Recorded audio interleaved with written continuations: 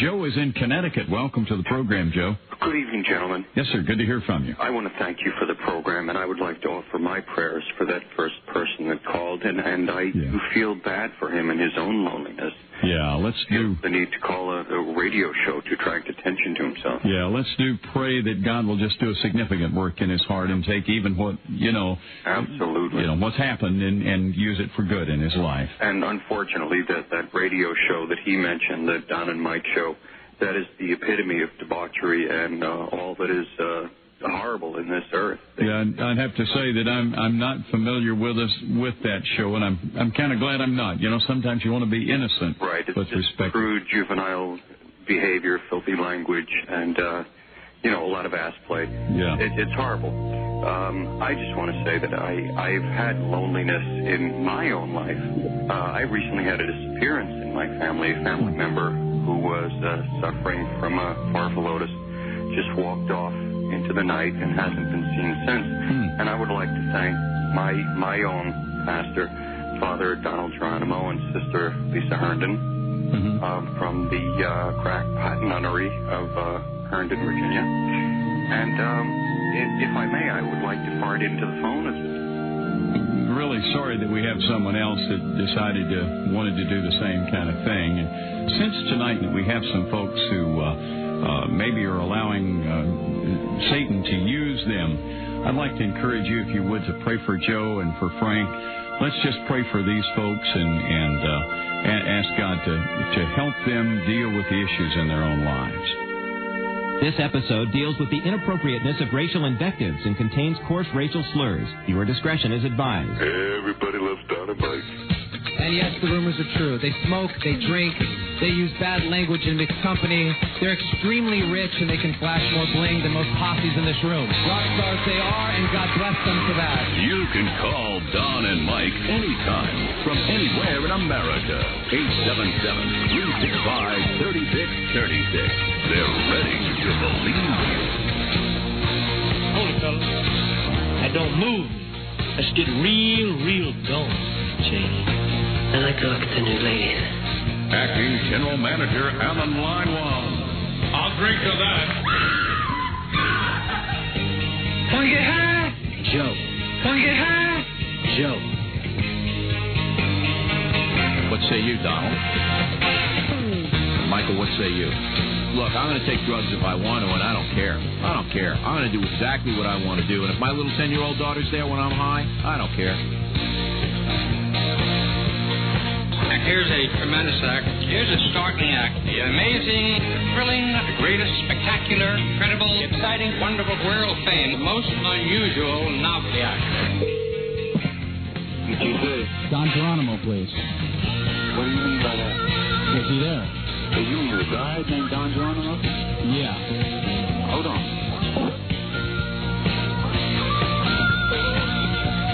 You got the wrong station, homeboy.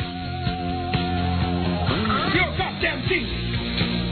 You may experience gas with oily discharge, increased bowel movements, an urgent need to have them, and an inability to control them, particularly after meals containing more fat than recommended. What did you say? Don Geronimo, please. What do you mean by that? Is he there? Hey, you mean the guy named Don Geronimo? Yeah. Hold on.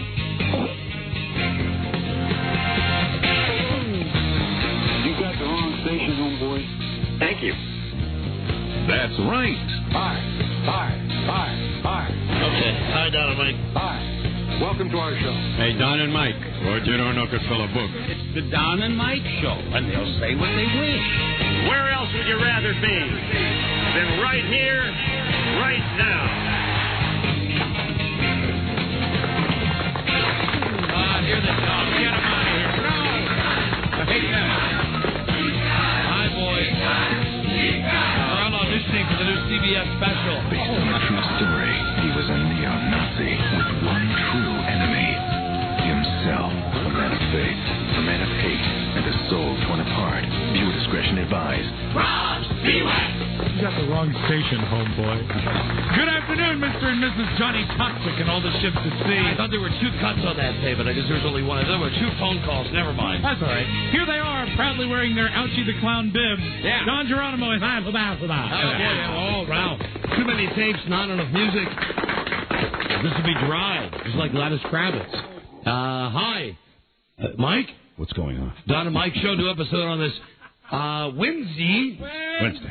Wednesday. January 15th. Mm-hmm. And here's your phone number from anywhere. You can call us at 877-365-3636.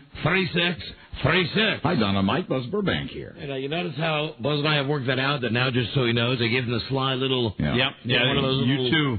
I give him one of those showbiz things. The timing you two have. Take it away, dude. Right after the phone number, I give him that boom, and there he goes. It's frightening for me. I mean, I know you think that you and I have good timing after working together all these years. Nothing compares to what you have with Mr. Burbank. Sorry, Mike. With Mike, it's like bringing in an airplane, man. I got to get the tones out, and I got to go, come on, boy. But Buzz is just a sly look and just a little one of those showbiz. A nod and a wink. A lot of times you'll hear Don say, in the eyes, Mike, in the eyes. Right He's just trying to direct me. You know? Look at me.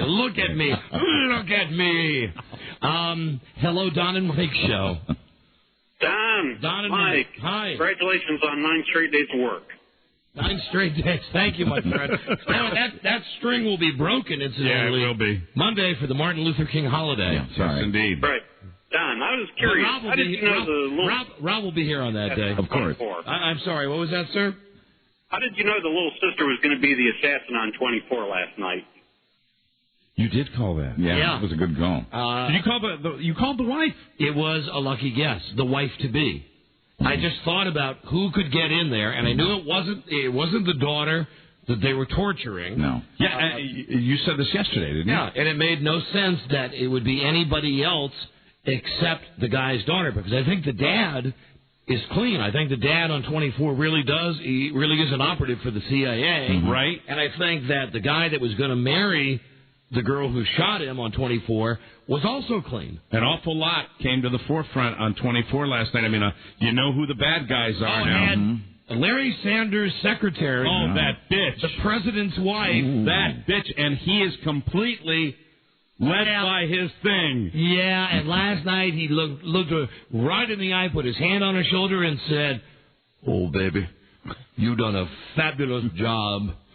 I may have thought the wrong thing about you, baby." He didn't sound anything like that, Doc. Yes, he did, Mike. Hello. Is him the president? No, he didn't sound anything like that. We got us a nuclear bomb. No. Lordy. Stop it. Give me Kiefer Sutherland on the phone. Have that TV checked. Where the It's Jack Bauer. Where the Kiefer Sutherland at? It's Jack Bauer. Give me Jack Bowers. No. Right now. No. Anyway, great show, that show 24. Yeah. Love it. You know, the worst part, though, is that now it's 3 weeks until the next new episode. Yeah. Well, you know, they're running out of time. Yesterday was 5 p.m. to 6 p.m., So if it's one day, they only got 6 more episodes to go, as Matt Lauer would say. Boy, and a lot of stuff happening very, very quickly. With Mohammed Al Saeed or whatever the guy's name is. Yeah. And what a great scene of Jack's daughter running out of the overturned police truck last night, coming down the hill, which makes the breasts bounce even more. This way and that. We do love the show 24. Hello, Don and Mike show. Dons and Mikes, hello there. Hi, hello there. I hope this is not too premature. Go Eagles! Go Eagles. Oh, yeah, listen now, we're going to start that here today. Here now, in control, gentlemen. Listen, here's the deal. Everybody in the world knows that we're on WYSP in Philadelphia with great ratings. Thanks, you guys. YSP is the Eagles station, and the Eagles will be playing the last ever football game in Veterans Stadium Sunday. Right. Which is why the cops and the horses will be there, because they're afraid that the fans are going to tear the place apart. And the Phillies still have to play there next week. Running backs' knees all over the league are saying a thank you for that. Next year, not next week, whenever the Phillies start playing. But it's a monumental game, and it's the NFC Championship. Right. And it's Tampa Bay, and Philadelphia's own Tampa Bay. And these are the hottest tickets impossible to find. And we have a pair, courtesy of 94 WYSP, and we will be in Philly on Friday in the studio doing our contest, What Would You Do? Yes. To win tickets to the NFC Championship game. Yeah. We are going to limit this to the 20 best auditions that we receive today, and if we don't get them all today, tomorrow, but we're only going to have 20 chances. 20 chances, and then you will come into the studio on Friday and compete, and the winner gets to go to the game. Now, we're even getting faxes. Here's a fax from a guy named Tom from Bethlehem, Pennsylvania. Dear Don and Mike, here's what I'll do for Eagles tickets. I'll strip completely naked. I'll allow you to spray paint. Yeah, my body green. Right. I'll run an entire lap around Veterans Stadium, nude and green. Wow. And then I'll kick a 20-yard field goal. If I don't make the field goal, I don't get the tickets. Wow. Well, now, there's many problems here. Yeah. The first would be, I guess it's all right to wear a jockstrap or something and be painted green, but how will you get into the stadium? Yes, you get on the playing surface. How do you get onto the field? How do you tee the ball? Anyway, but the guy's into it. He says, I don't want you to just give me the tickets. I want to earn the prize. That's the spirit. There's nothing I won't do for my Eagles, so that's the right spirit. Is there a place where he could kick a field goal? No. Then we got this from the drunk Eagles fan. Oh, Mike, I don't think so. Next kicks. It's moving right along, ladies and gentlemen. I don't. I was thinking like another ballpark, or I mean like a little school field, public school field or something. Yeah, we're going up there in 2 days. If you want to be in charge of that project. Well, I was just thinking like if you wanted to kick a field goal, we could send a spotter out with him, and if it was close by, I don't know, where a field is. I mean, I really that particular area where the station's located. You'd be hard pressed to find one really close by, but who knows? They might know up at the station. Then we got this from Brian, the drunk Eagles fan. I have the ultimate what would you do for the contest. I'd be willing to run down the walkway of the Ben Franklin Bridge in a Speedo or thong, carrying my Eagles flag. I might not have time to call in, so I thought I'd fax you guys, and you can let me know. Brian, the drunk Eagles fan. That's a nice one. Here is that my brother on line 7? Very well could be. Rob says my brother called before the show. I was in a meeting with, I don't want to say who I was in the meeting with, but maybe you can guess. Acting General Manager Alan Leinwand. And I wasn't able to take the call. What did my brother have to say, Robbie, when he called? He asked for Don. I said you weren't here, and then I asked if it was Jim because it sounded like him, and he said yeah. And I said how you doing? He said terrible. So he was very happy sounding when he said terrible. So I don't know what to make of it. He said he'd call back. Happy sounding when he was terrible. Hey, dude. Hey, man. Hey, listen, we're right in the middle of an Eagles contest. I'm going to need to call you back. Oh. Is that okay? Yeah, I'm on the road. You're on the road. What is the news? Robbie said when he took the message that you were not doing so great. Oh, man, I just wanted to let off steam about the great state of Arkansas. Oh, boy. Something about, did you get nailed in Arkansas? Yeah, 7 miles an hour over the limit, $300. Wow. All right, Jimmy, hold on a second. The life of a long-haul trucker, ladies and gentlemen. Call back, or never mind. You know what? I'll call you. Are you gonna have your cell turned on? Yeah. I'll call you back. All right. All right, dude. All right, bye. Bye-bye. Okay. He hates that. I know he does, but we got business. It feels today. like you abandon him as a brother when that happens. But we got business today. We got to start getting people lined up for the contest Friday. Right. Hello, Don and Mike. Don and Mike, Radio Gods. Hi. I have an interesting situation you might like to be aware of. What's that? I work at a Home Depot here in the Northern Virginia area, and I work in the lumber department, and I have a repeat customer who's a contractor who I swear on my grandmother's soul is your twin brother that you have not met yet. Who you talking to, me or Mike? Don. Really? He looks exactly like you. Well, then what you're saying is handsome. I mean, he's a very handsome man, obviously. Yes, he makes the girls go all buttery? Yes, but I was hoping that I could have the blessing of the show to try to recruit him to come by and say hi to you guys. Sure, absolutely. Okay. All right, thank you. How many years now have you been looking for your celebrity look-alike? For my twin? Yes. My whole life, Mike. Hello, Don and Mike Show. Hello? Hey, guys, what's happening? Now, this might be the first contestant, first person who wants to call. Are you calling for the contest Friday? Yes, I am. All right, then let me ask you, what would you do for Eagles Buccaneers tickets? Well, I'll come up to your office up there at YSP, let you hose me down with Caro or molasses, cover me with green eagle's feather or green feathers, and I'll sit outside your office there and sing the Eagles fight song outside on the street. Will you provide the feathers? I'll provide the feathers. Yeah, you would have to provide both the syrupy sauce and a the baby feathers. pool. And a baby pool. I will provide both things. And Mike's right, a baby pool that you'd have to sit in. Green feathers, the Caro syrup, and or the molasses. And I, you know what? The molasses, if you can find them. That's the operative. That's much better. It's much messier. You provide the baby pool, the molasses, and the feathers. And what do you think? Yeah, and he would be. I think we can sign him up as our first contestant. And you're in. All right. Well, what's your first name? Steve. Okay. Thanks. Hold on, Steve. That's contestant number 1. Very good. Who knows? We might need remote microphones outside.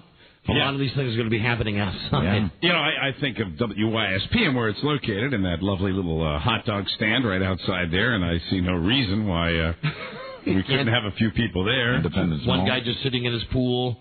The other guy, the drunk guy, running over the bridge. Imagine at one point, you know, if it's stationary things like we do things, paint people or whatever, and just have them all outside the studio. Because you get a pretty good business traffic out there. Oh, yeah. You know? It's the Hi, Don and Mike show. Who's this? Hi, this is Dana from Philly. Dana, what would you do for the Eagles and Buccaneers tickets? Me and my girlfriend want to shave each other for Don and Mike, and it would include a full washing before the shaving and then a moisturizing afterwards. Say no more. Will you bring your own baby pool? Absolutely. I have Say a no baby. more. You know, we could actually use the baby pool for the guy same with the pool. feathers and do him later. That's fine. Same pool. Okay, now we're talking. Now we're talking. Yeah, now it's happening. Scott's rubbing his hands together right now. Now this contest is really formulating. You know, you suddenly improved the energy in the room, ma'am. You did. All right, I Dana. hope so. We're really willing to do it. We love our Eagles, and we love Don and Mike. Might I ask a question? Go ahead, Mike. Go ahead. Who is the celebrity you and your friend most resemble?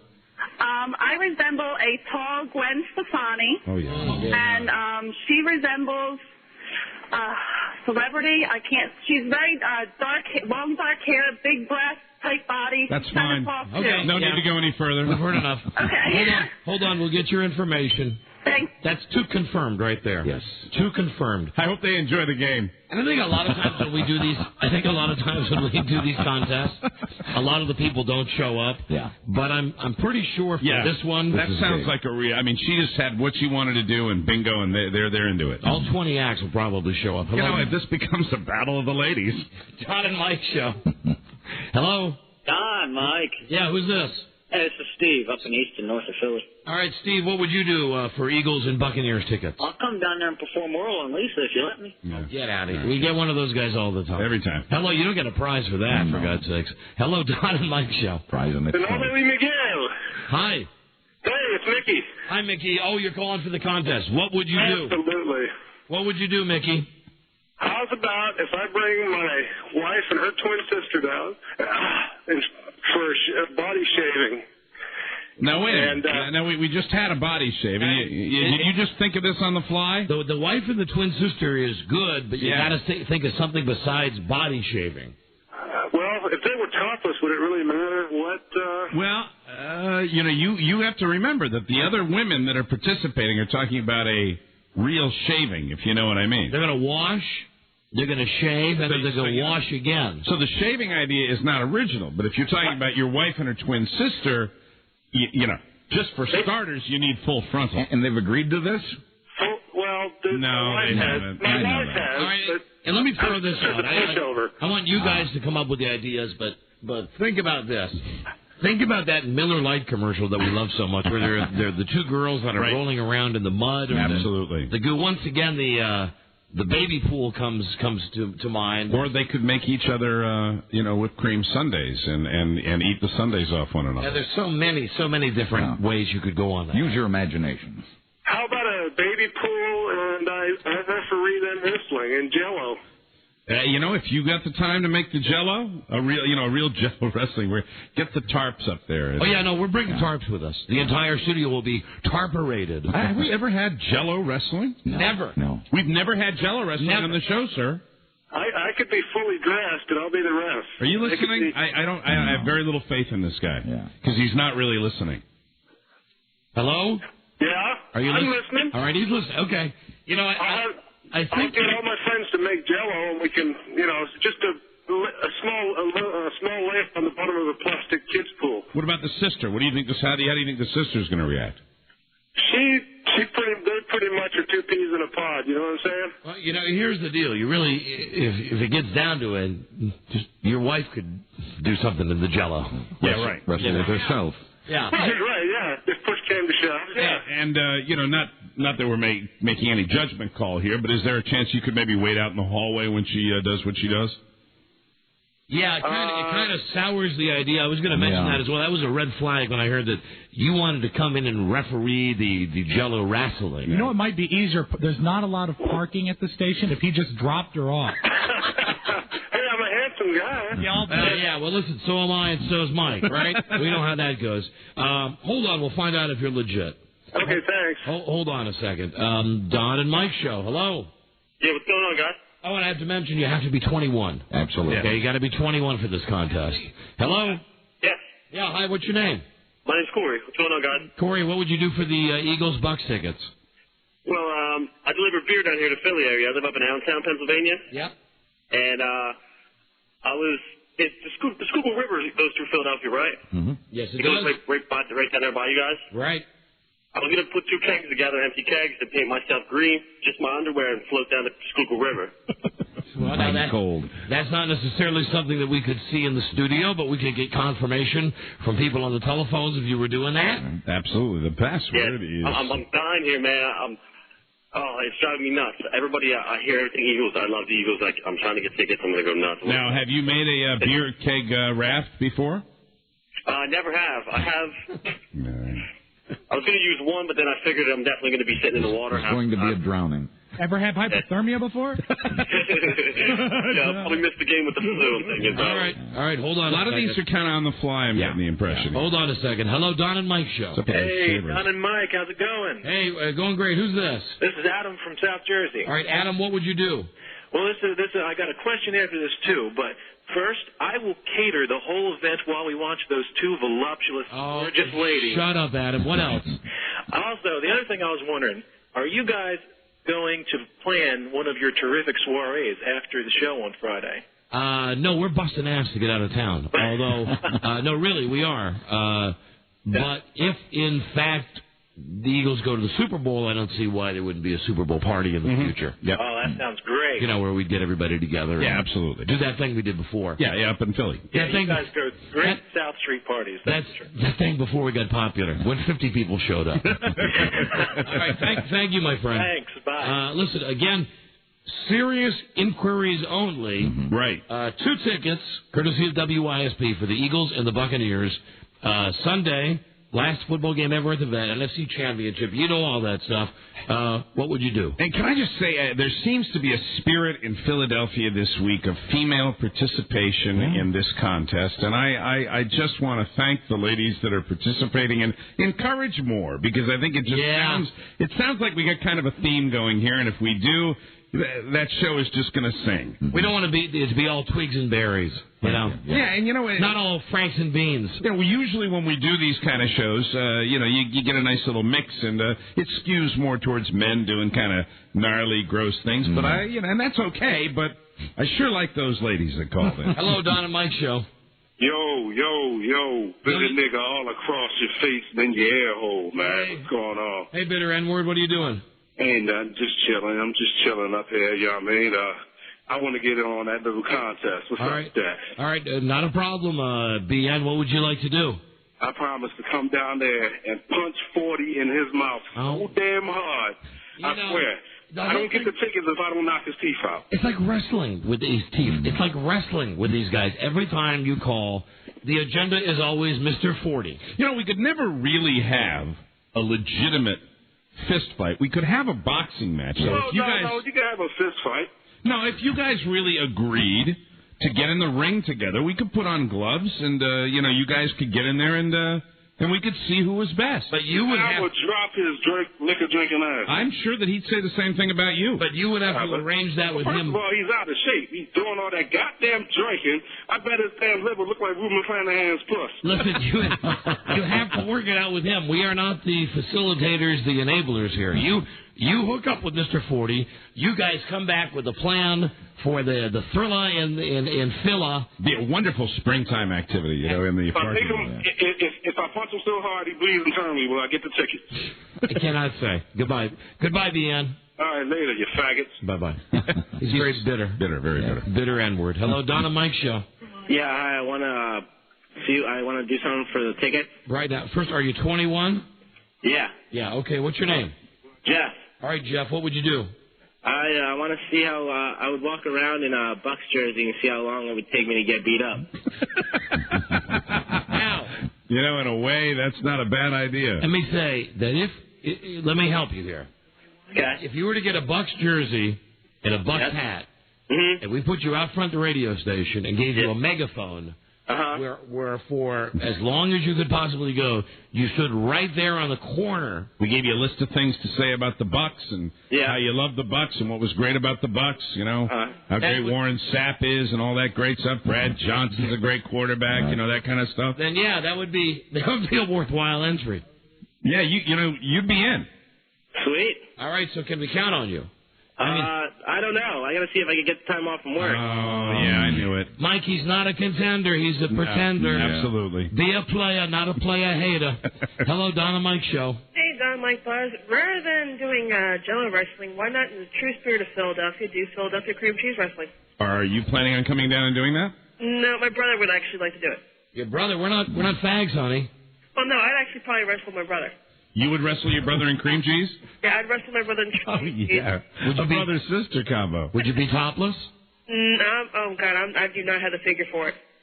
I respect my fellow man. Goodbye. Don't you think it's a little weird anyway? Yeah. And once she said that, then we thought about how, the brother and sister. That wouldn't bother me if she was topless. The incest open. Hello, Don and Mike.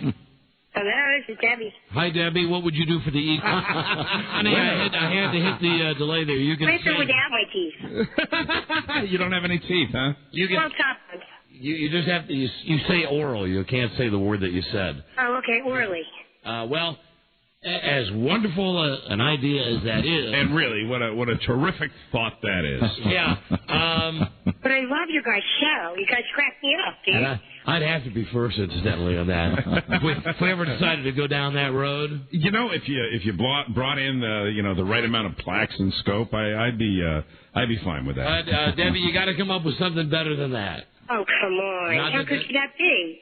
Well, first off, I can't participate because I'm married. What if you? I'm engaged to be married. I have a suggestion. Okay. Like perhaps you could use a fruit item and just show us your skill as you. I could do that. But you'd have to do that topless. And I could do that. And bottomless.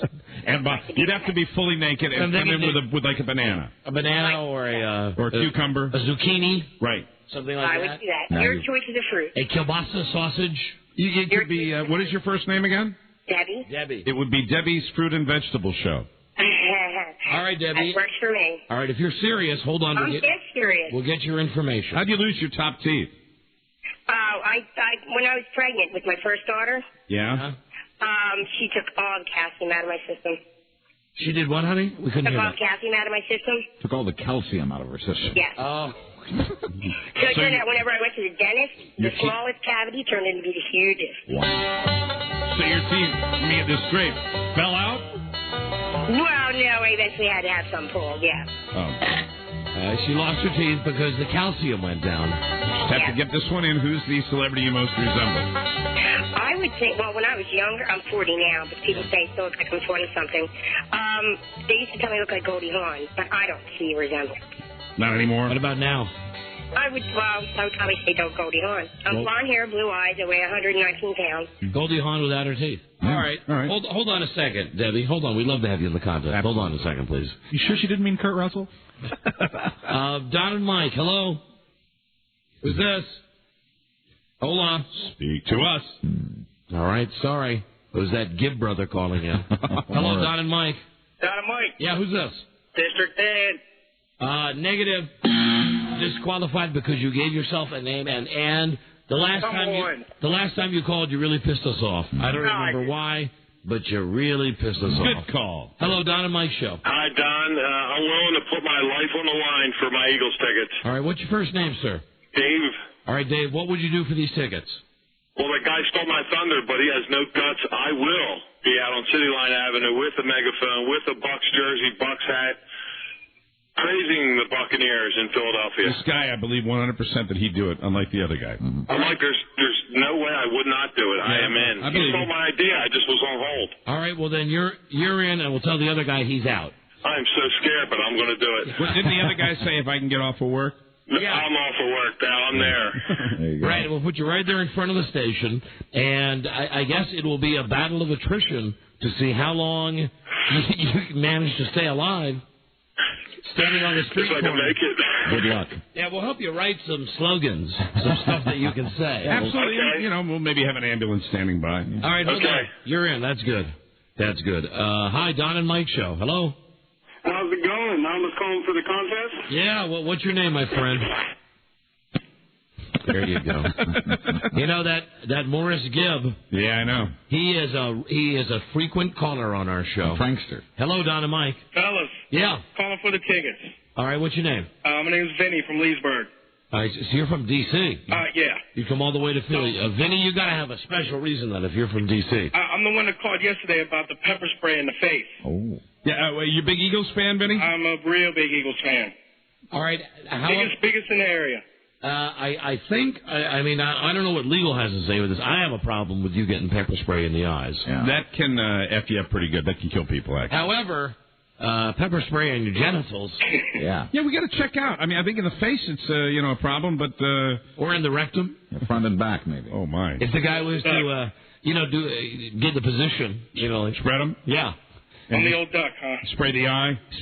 Spray the brown eye. Yeah, we have to run that one by legal and find out if that's cool. With pepper spray. If that's legal, I'll do it. All right, hold on, Vinny. You imagine the pain. Oh, man. Hold on a second. Hi, Don and Mike Show. Bill.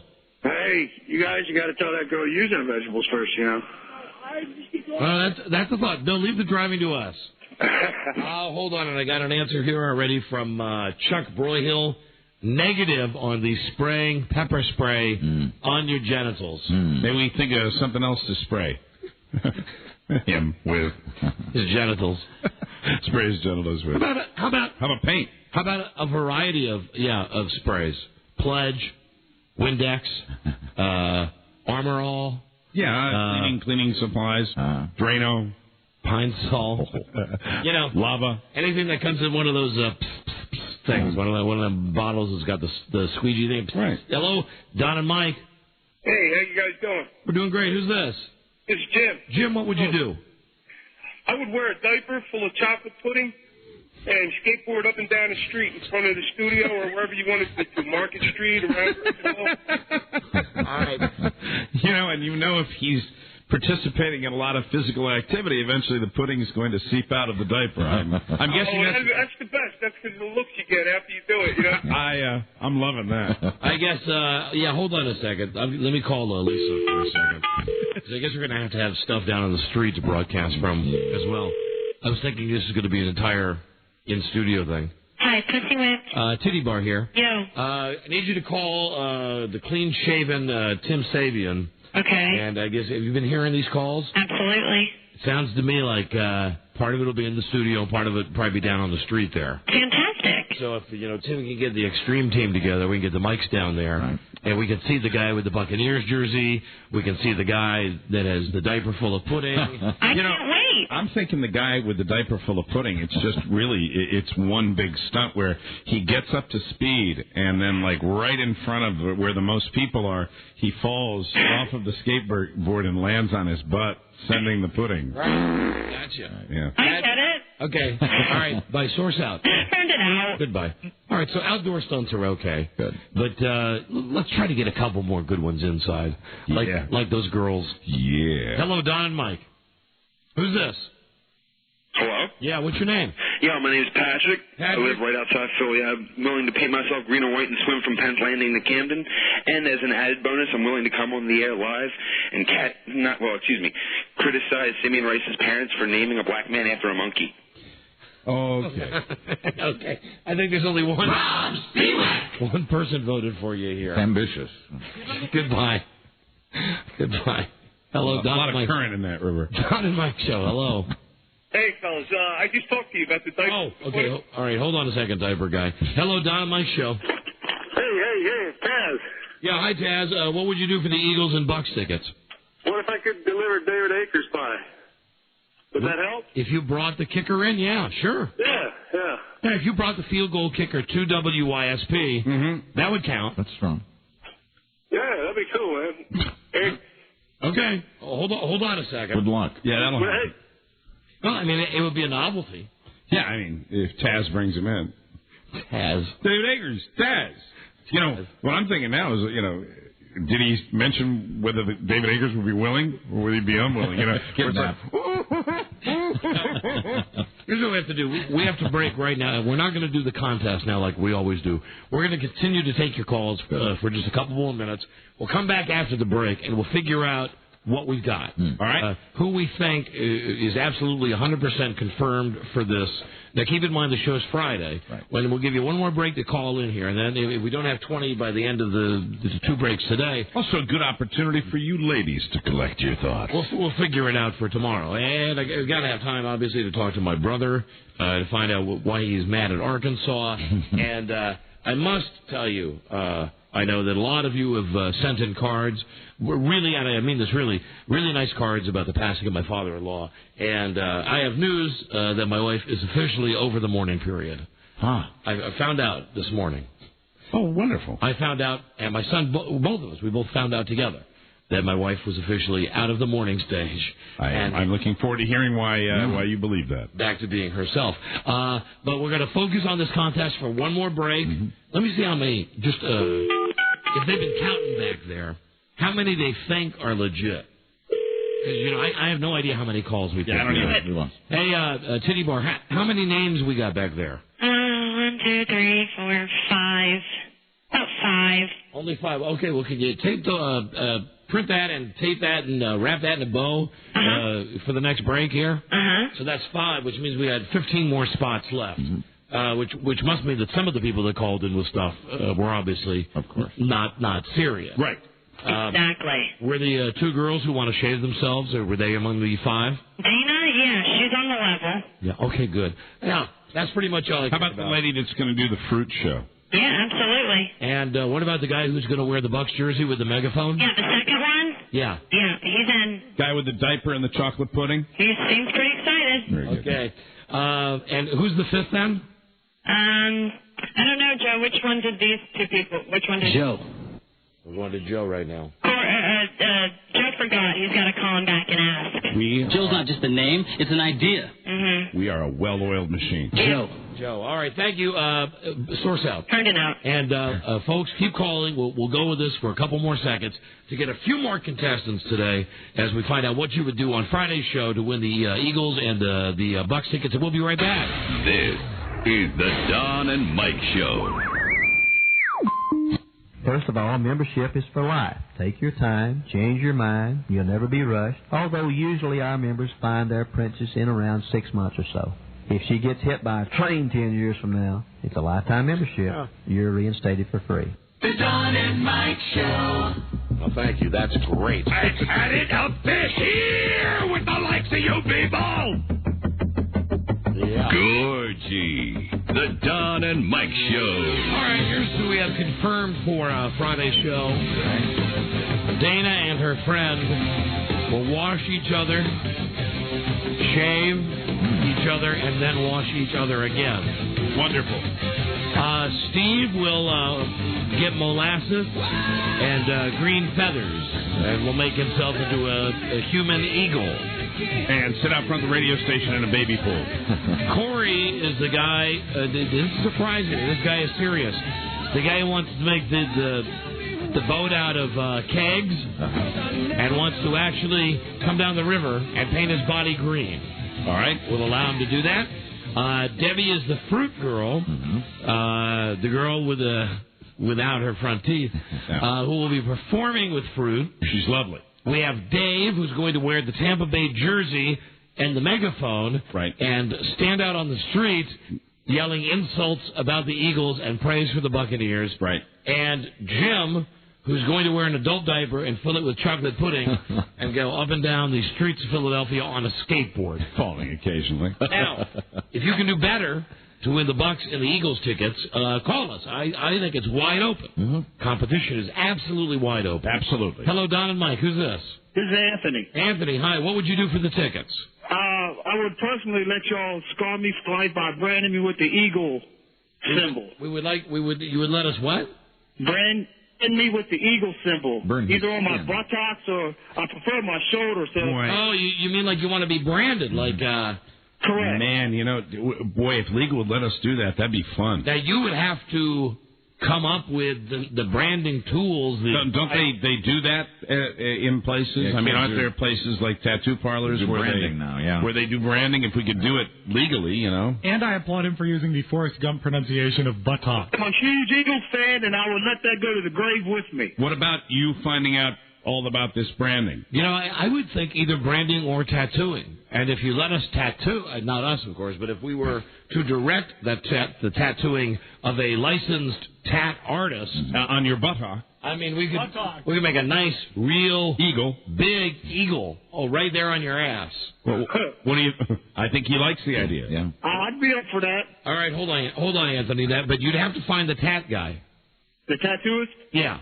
Okay. All right, hold on, please. Hi, Don and Mike show. Who's this? Don and Mike.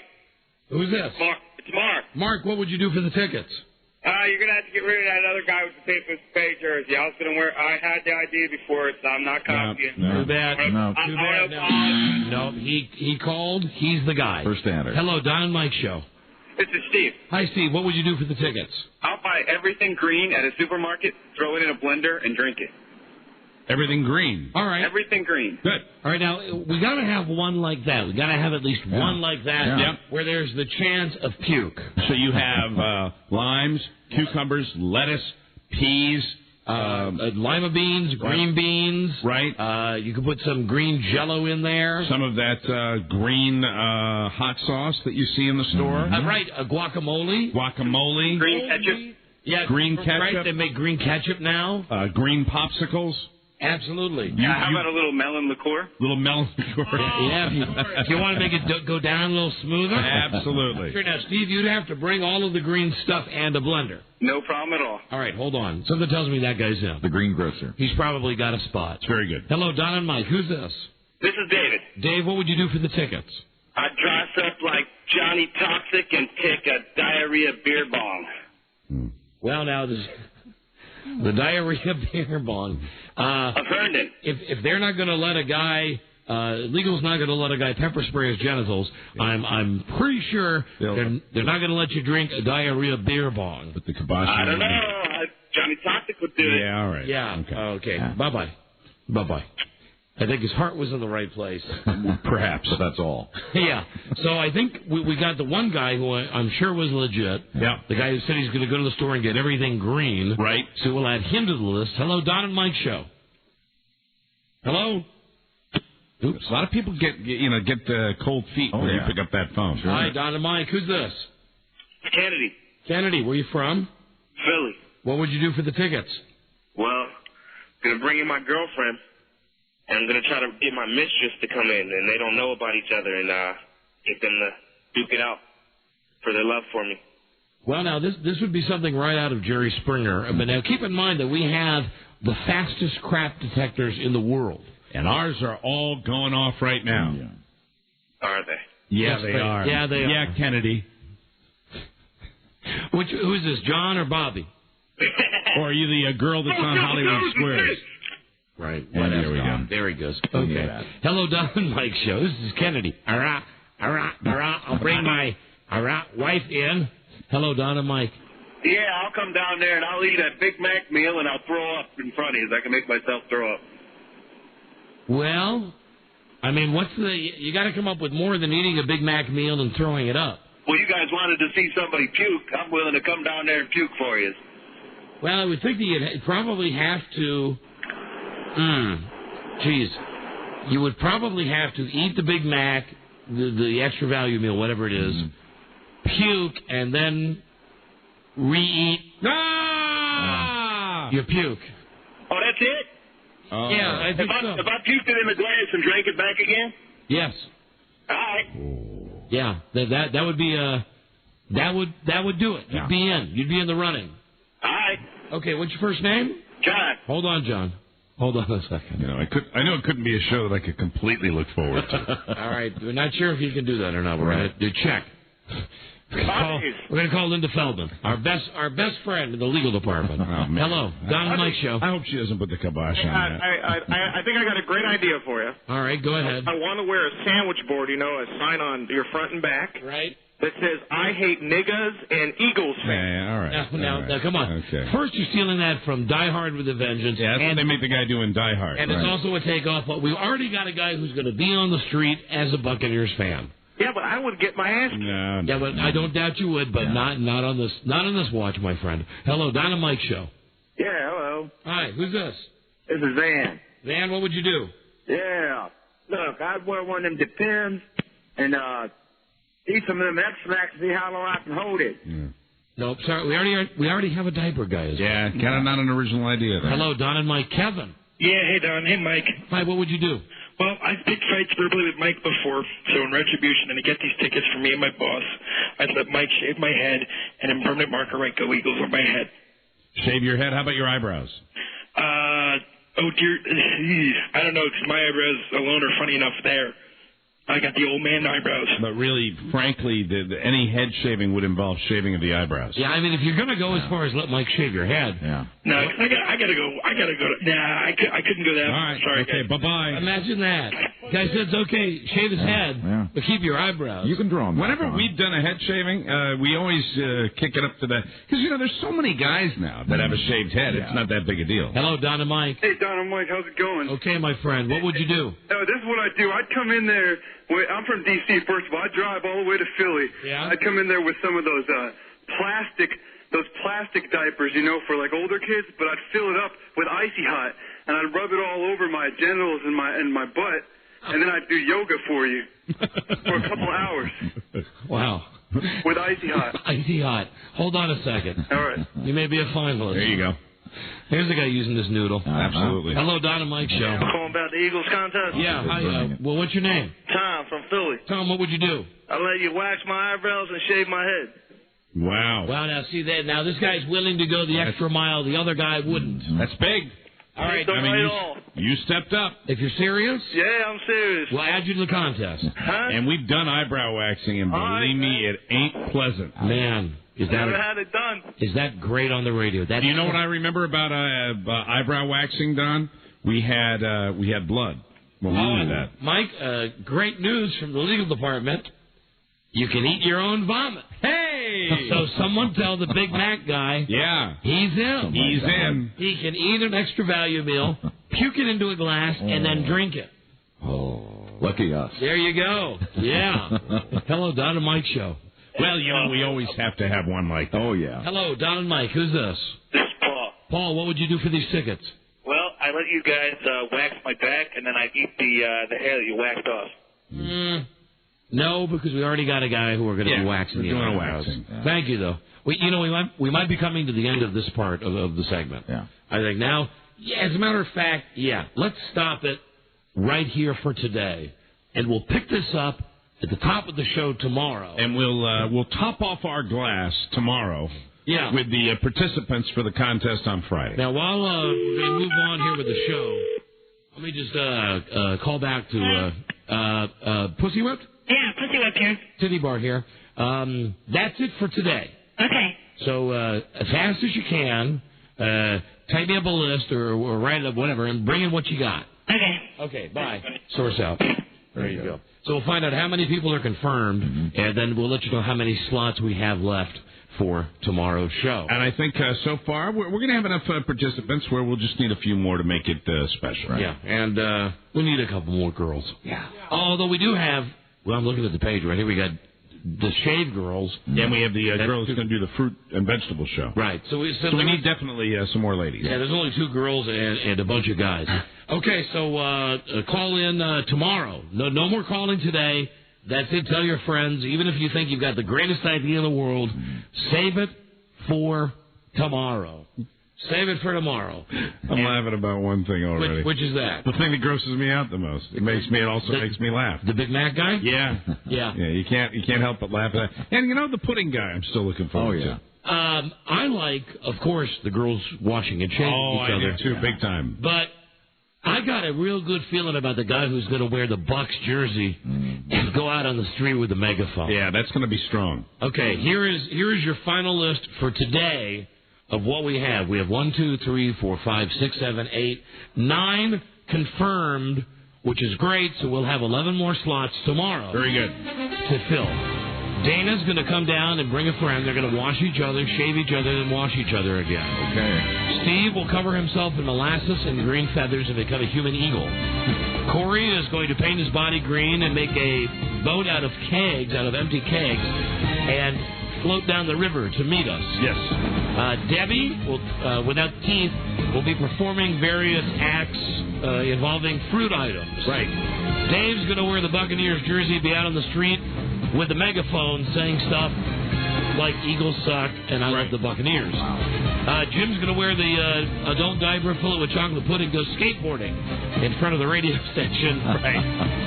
Anthony is going to come down and either have branded or tattooed gigantic on his ass Eagles. The Eagle, the Philadelphia Eagle. Right. Steve's going to go to a grocery store and get everything he can find green, put it all in a blender, and drink it. Tom is going to shave his head and allow us to wax his eyebrows. And John will eat a Big Mac extra value meal, vomit it up into a glass, and then drink it. There's your variety show. Let me tell you something. Good variety so far. Yeah. That's a show in itself. Yeah. Yes, it is. That's a show in itself. Right. And we still have, that's 1, 2, 3, 4, 5, 6, 7, 8. We still have 11 slots to go. My God. And, one last call. Brian, the drunk Eagles fan, is on the phone. Hey, Brian. Don and Mike. Brian. Hey, Don and Mike, man. I'll do anything for the tickets. All right, now, Brian, I got your facts. That you'd be willing to run down the walkway at the Ben Franklin in a Speedo or thong and carry an Eagles flag. Yes, and I'll paint myself green, and I'll have angel wings on, too. Wow. If you start out at that location, you get to the studio with the giant flag, and you've got the angel wings on, and you run up the street and run back and forth. I like the idea of this being a little bit of a circus out in front of the station. Yeah, we got to load this guy in. This guy consistently all year called us almost every week drunk to sing the Eagles song. And what's your outfit going to be again? It's got a thong or a Speedo, your choice. Thong. I'll have a thong on. I'll borrow one of my girlfriends. There you go. You're going to paint yourself green. Paint myself green, angel wings, and carry a giant flag. The Eagles flag. All right, and you're going to come down to Ben Franklin, and then you'll meet us at the radio station. Yes. All right, hold on.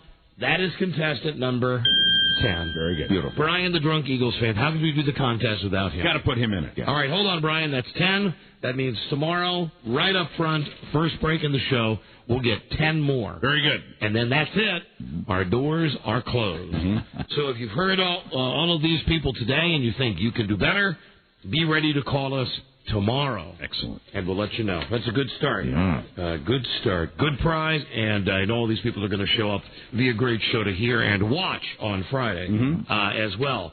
So, before I got to call my brother here. We talked about 24. Goddamn great episode last night of 24. It's still humming, and no sign that it's going to slow down anytime soon. And I love the fact that that the future son-in-law got popped at the end of the show by the sister, as predicted by me. But still, the fact that they're willing to kill off characters, characters that you've invested time and you have feelings for. All of a sudden, out of the blue, boom. That guy's dead. Now, I didn't have any homo crush on the soon-to-be son-in-law, but I was sure he was a player throughout the season. Well, and now you've got the huge plot that's been the plot all season long, which is the nuclear bomb in L.A., and then they throw in the presidential coup on top of things. My God, is there enough going on? It's incredible. The president's wife is scheming against him. And then you have the subplot of Jack Bauer's daughter and that guy that's trying to kill her. Yeah. You know, and, it's pretty intense. Oh, Jesus Christ. And then you've also got another subplot. The guy who had been involved with Nina, who was putting the hit on the moon face girl. Right. You know, that's just another side plot. And you've still got the guy who's dying of radioactive poison. Yeah, radiation poisoning, and he's like going down it. That's a challenging role for an actor. Like each episode, you got to be more dead. He's coughing blood, and he's got the sores happening on his body, and you know, through it all, I wanted to be a teacher. You know, Kiefer Sutherland. I tell you every week, and I love it. He's got two speeds. He's either very mellow or just screaming. I hope they don't kill off Nina. I don't think they can. I know she's incredibly evil, but you know, once you get her cleaned up and fix that little bruise on her forehead. I bet in real life she's a real piece of ass. I want to see her in real life. I want to see her cleaned up, you know, and really looking strong. She got the Elvis eyes. She really does, and I mean that as a compliment. She's hot. She's got something going on. She has piercing blue eyes. Yes. And the relationship between those two. I mean, it's not lost, obviously, on the producers of that show. They put them in those scenes together. Just intense. Hello, Don and Mike. Hey, guys. How you doing? We're doing great. You can't allow Brian, the Drunk Eagles fan, to do that for the contest. Why? There's a sister station for YSP in Philadelphia. It's an AM morning sports talk station. WIP, right? Yes, 610 WIP. And he is already doing that for tickets. He's already... Wait a minute, hang on. The other day. You mean Brian, the drunk guy? Yeah, he was on there. He said he would run with his girlfriend across the Ben Franklin Bridge with a Eagles song on. And he's disqualified. Thank you, my friend. He's not disqualified if he hasn't done it yet. Well, he's already competing. He's already been a finalist for the other station. Well, you know what? Where's that fax? God damn it that I had from him. He needs to choose. He has to pick his station. Hey, I'll come down and do something for you guys. Hold on. No, we don't reward rats. Thank you for turning him in, though. Thank you. Let me see if I can call him back. Give me the word. We really don't. We appreciate that guy calling and ratting him out, but we don't give you a prize for being a rat. I like that policy. 1856. That's really not good, though. No. We want a little loyalty here. Bad. I mean, geez. Very bad, Rob. And WIP of all the stations? God. Brian, please. It's Don and Mike. Yeah. Wonder if he listens to WIP daily. I'm sorry. I couldn't help myself. There you go. Do you have Prince Albert in a can? Well, let him out, right? Let him out for some air. Could not help it. IP Daily by Yellow River. Right. You know, Under the Bleachers by Seymour Heine. Sure. Chinese Overpopulation by Wee F.M. Young. How do you... Poop on the Wall by Hu Feng Poo. Confucius say, man who eat crackers in bed have crummy children. So many of them now that I can't... And this guy's not picking up the phone. I'm not getting anything from Brian. That sucks. Good call back. Hey, Rob? Yeah. Hi, Robbie. Hello. Well, they just hung up. You heard it on the air. They just hung up. Brian, you must choose between us. You better call us soon, Brian. And WIP. Yeah, Brian. Jesus Christ. Keep in mind, you're dealing with the Big B factor when you're a listener of WIP. Big B? You know, Big B! Just let everybody in Philadelphia know that. Big B? It's a fine station and all, but the guy who's running it seriously has a mental problem. just remember that the next time you're listening to that station. Don and Mike, hello. Radio Gods. Hi. How's it going today? Okay. Hey, I just got the last part of your conversation about 24, and I wanted to that show's the best for one reason, because Jack Bauer's daughter ran again last night. She did. Yeah. God, does she have jugs? She ran. She ran downhill. Ran some more. Oh, yeah. And that's so obvious, isn't it? I didn't watch it on slow-mo. Were you thinking that when she was running? Yeah, the director telling her, run over here, run over there, run back. Absolutely. Run a little more for us. Yeah, who doesn't like that girl? Oh, boy. We put her on our hottie list last year, right? Yeah, and it's great because now the boyfriend looks like he's dead. Who needed him anyway? Yeah, he was, grimy old. Hello, Don and Mike. Hey, guys, just another bit of info about 24. Yeah. Nina and George Mason are actually married in real life. Oh, are they really? Yeah, they got. It was right near the end of the season last year that they got together. Who's George Mason? The guy who's got the radiation. Well, they're married in real life? Yeah, they're married or they're engaged or something like that. I bet she's got a picture like on the internet somewhere. The actress that plays her. Thank you, my friend. Hi, Don and Mike show. Hello. Amazingly unique face. Hello, Don and Mike. Don and Mike. You like her. Yeah, this year's 24 started at 8 in the morning, so they're only like 9 or 10 hours through the day. So there's another, 2/3 of a show left to do. Oh, you really think that they're going to go from 8 in the morning till 8 the following morning? Yeah. It's called 24 for a reason. Yeah, 24. I guess so. Yeah, duh. Does that mean they're like 24 episodes? Well, then why are they taking 3 weeks off? Because he's only up to 5. Fox, I don't know. We're only up to 6 p.m., right? That mean we're going to see the end of 24 in August? That would mean that there are 14 more episodes to go. Is that possible? I don't know. That doesn't sound right, does it? Have 14 more? I'm sure that somebody knows the answer as to how many. Are they already all in the can? Last season ran 24 episodes. Didn't we have somebody call us, though, and say that Kiefer Sutherland was in some kind of rehab and that he wasn't showing up for work because he was stoned or drunk or something? He effed up his, foot or ankle. I saw a picture of him with a cane, so he's messed up that way. What is it with these stars and canes? It's like Jennifer Aniston with a cane, at the People's Choice Awards. Sexy. Hello, Don and Mike. Do what we do when Don and I radio guys, how you doing? When Don and I get hurt, we use the wheelchair. Hello, you're on the air. How you doing, guys? Hi, we're doing great. The rascal, Mike. I'm not going to be able to. I wasn't going to be able to call tomorrow, and I want to get a chance at them tickets.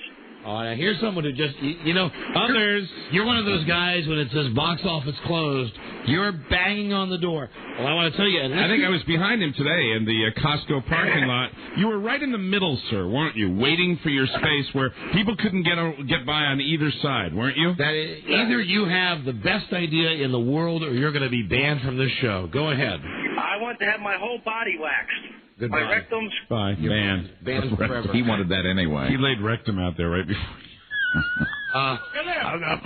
And about parking, I got this. People, if you have an opportunity to get a spot where you can, if you're a fronter, what I mean is, if there are 2 parking spots that are running parallel to each other, not doing this the right way, across from each other, right, and you want to pull into the one that you'd have to back out of, but you want to cross over and take the one on the other side so that you can pull your car out, making it a fronter. Yeah. There's nothing wrong with that. Right.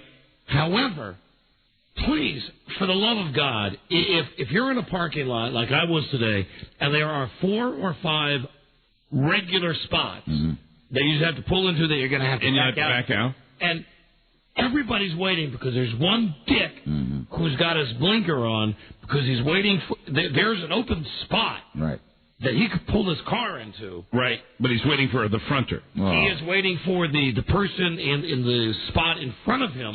To back out, or to pull out forward, through his other space. Right, and what he's doing is he's slowing everybody else up. He's a fronter. Yeah. I'm against all pulling through. I think it's illegal, and I think it's unsafe. I think it's illegal, and I know it's unsafe. All right, hold on. Brian. You've never driven a pickup truck. Brian, the Eagles, drunk Eagles fan, is on. Brian? Dude, I never listened to 610. I wasn't the one doing over the bridge thing. I was at work all day. I want to clear myself up. You steal the idea from somebody on IP? Do I listen to it? Did you steal the idea from somebody on IP? No. My uncle called me and told me about it, and I just thought I would do it for you guys. Make a left. Make a left. You want a real good gun? Let's make Tom Bigby run across that bridge. He's just coming off a heart attack. He is. I'll think of a new idea, and I'll call you tomorrow. Okay. You got it. Bye-bye. All right. Hi, Lily. Hey, I just want to say that I totally agree with Rob. Pulling through those spaces is extremely unsafe, and I believe illegal. And Charlie does this all the time, and we've got into arguments about it. Guys, I got to tell you, I got a pickup truck, and really, the reason I do it is just because the long bed that I have with my pickup, I actually have to pull in sometimes. It helps me to straighten out. Mike, hold on a second. I think Rob, I need a fanfare. Okay. What? I think Rob, right up here. Hold on, no. Upper right. What did I do? You didn't do anything. I just did something. Lisa has just confirmed spilled the beans. Yeah. The relationship with Charles Loring Broyhill. I know. There you go. Everybody knew already, Lisa. There it is. But you had to come in. Mm-hmm. When I'm with Charlie, when we're driving around, Charlie does... Bitch. And it had to be on this discussion, too, because we do argue about this. and that's okay, Mike, that you might need to, the room to straighten out your truck. Let me just finish before we get right back to you and Charlie, because I want to jump right back on that. The only reason I do that is I'd rather do that than like hem somebody in a little bit and not if I don't have the time to straighten it out, because otherwise with a pickup truck, as anybody who drives a pickup, it's a little more involved getting that thing like lined up just right. So that's why I do it. Just don't be a fronter though. Just pull in the goddamn. Well, no, I mean I'm not going to do that and wait and sit there and wait, until somebody pulls out. That's complete. There's so many people around here. Just one word for people around here. Others. Yeah. So anyway, I've almost been hit pulling into a spot that. You and Charlie? Well, this time I was by myself. So you two argue about this a lot? Yes, but I was pulling into a spot and a girl came completely through. So it's out there now. It's out there now. Congratulations. How much to your hands? Before I say something else, let me ask you something. Yeah, please. How much does your mom know? About what? About what you've just disclosed. Everything. She knows everything? Uh-huh. So it's not okay to say that. No. All right, well, see, that's why I wanted to know how much your mother knew. Well, my mother knows everything, but that's... You kind of made a point of telling me today. Yeah, because you said something or other, and I said, that would be it. Yeah, I was getting information, and you said, well, that's that where, was your way of that's asking. where I am. Oh, my... You stop it. We're out of delay now. Okay, great, but my point is... So that's like where you are, huh? That's upstairs. Oh, I'm my not having God. this conversation. Oh, dear. Because you're the one that came in and made the announcement. That was... You're a couple. You're an item. You're a couple. You violated CVS policy. No, we haven't. And God. I hate to bring him into this, but Don, no one has more of a right to than you. Bring God into this? Well, that's the way it always works. Oh, Don's sure. the theologian, and I'm the company man. Mm-hmm. You violated both CBS policy and God. Which matters most? That's an interesting question for another show. Yeah. CBS, right. Given. All right, Mrs. Broyhill, thank you for your comments. Thank you. All I wanted to say is that I think that pulling through a parking spot all the way through is wrong. Because if an accident is happening... That Charlie does it all the time and that you argue about it with him because you're a couple. Well, Rob and I are in the car a lot together, too. Buzz and I used to be in the car together all the time. Hey, when we go up to Philly, why don't you have us all over to the Bridal Suite for cocktails? That's funny. Have you thought about which one of us would be Charlie's best man? Mm-hmm. Because we haven't said this, but we've discussed it, and one of us is going to have to be the best man at the wedding. Definitely Mike, because I think you guys have the better relationship. All right, Big Mouth, you get out of here. Don't be mad at us about this. Have a good one. Son of a bitch. Well, we didn't bring it up. As Billy Joel sings, we didn't start the fire. I think there's a monkey somewhere hitting his head against the wall, too. I don't think the monkey's had the problem. I think she's the one who's had the problem with it. I'd love to see them together standing here in the studio. I don't think the monkey's never had a problem. Charlie is recovering well and no longer needs constant supervision. With the orangutan birth about to happen, it will be hard for Jeremy to find any time to spend with Charlie over the coming weeks. A solution will have to be found soon. Charlie needs to be with other chimps. Yep. Is he around? Yeah, of course. Is he down on this floor permanently now, or is he still upstairs? No, he's upstairs. He's upstairs? Okay. Why don't you invite him down? Yeah. Should get this out of the way. It'll be all over. We won't have to revisit it except every day for the rest of your lives. He's not answering now. He might be down here. Maybe. Why don't you go see? Here he is. There he is. Charles Loring Broyhill. There he is. There he is. A man with no, and I just want to say, a man with no secrets.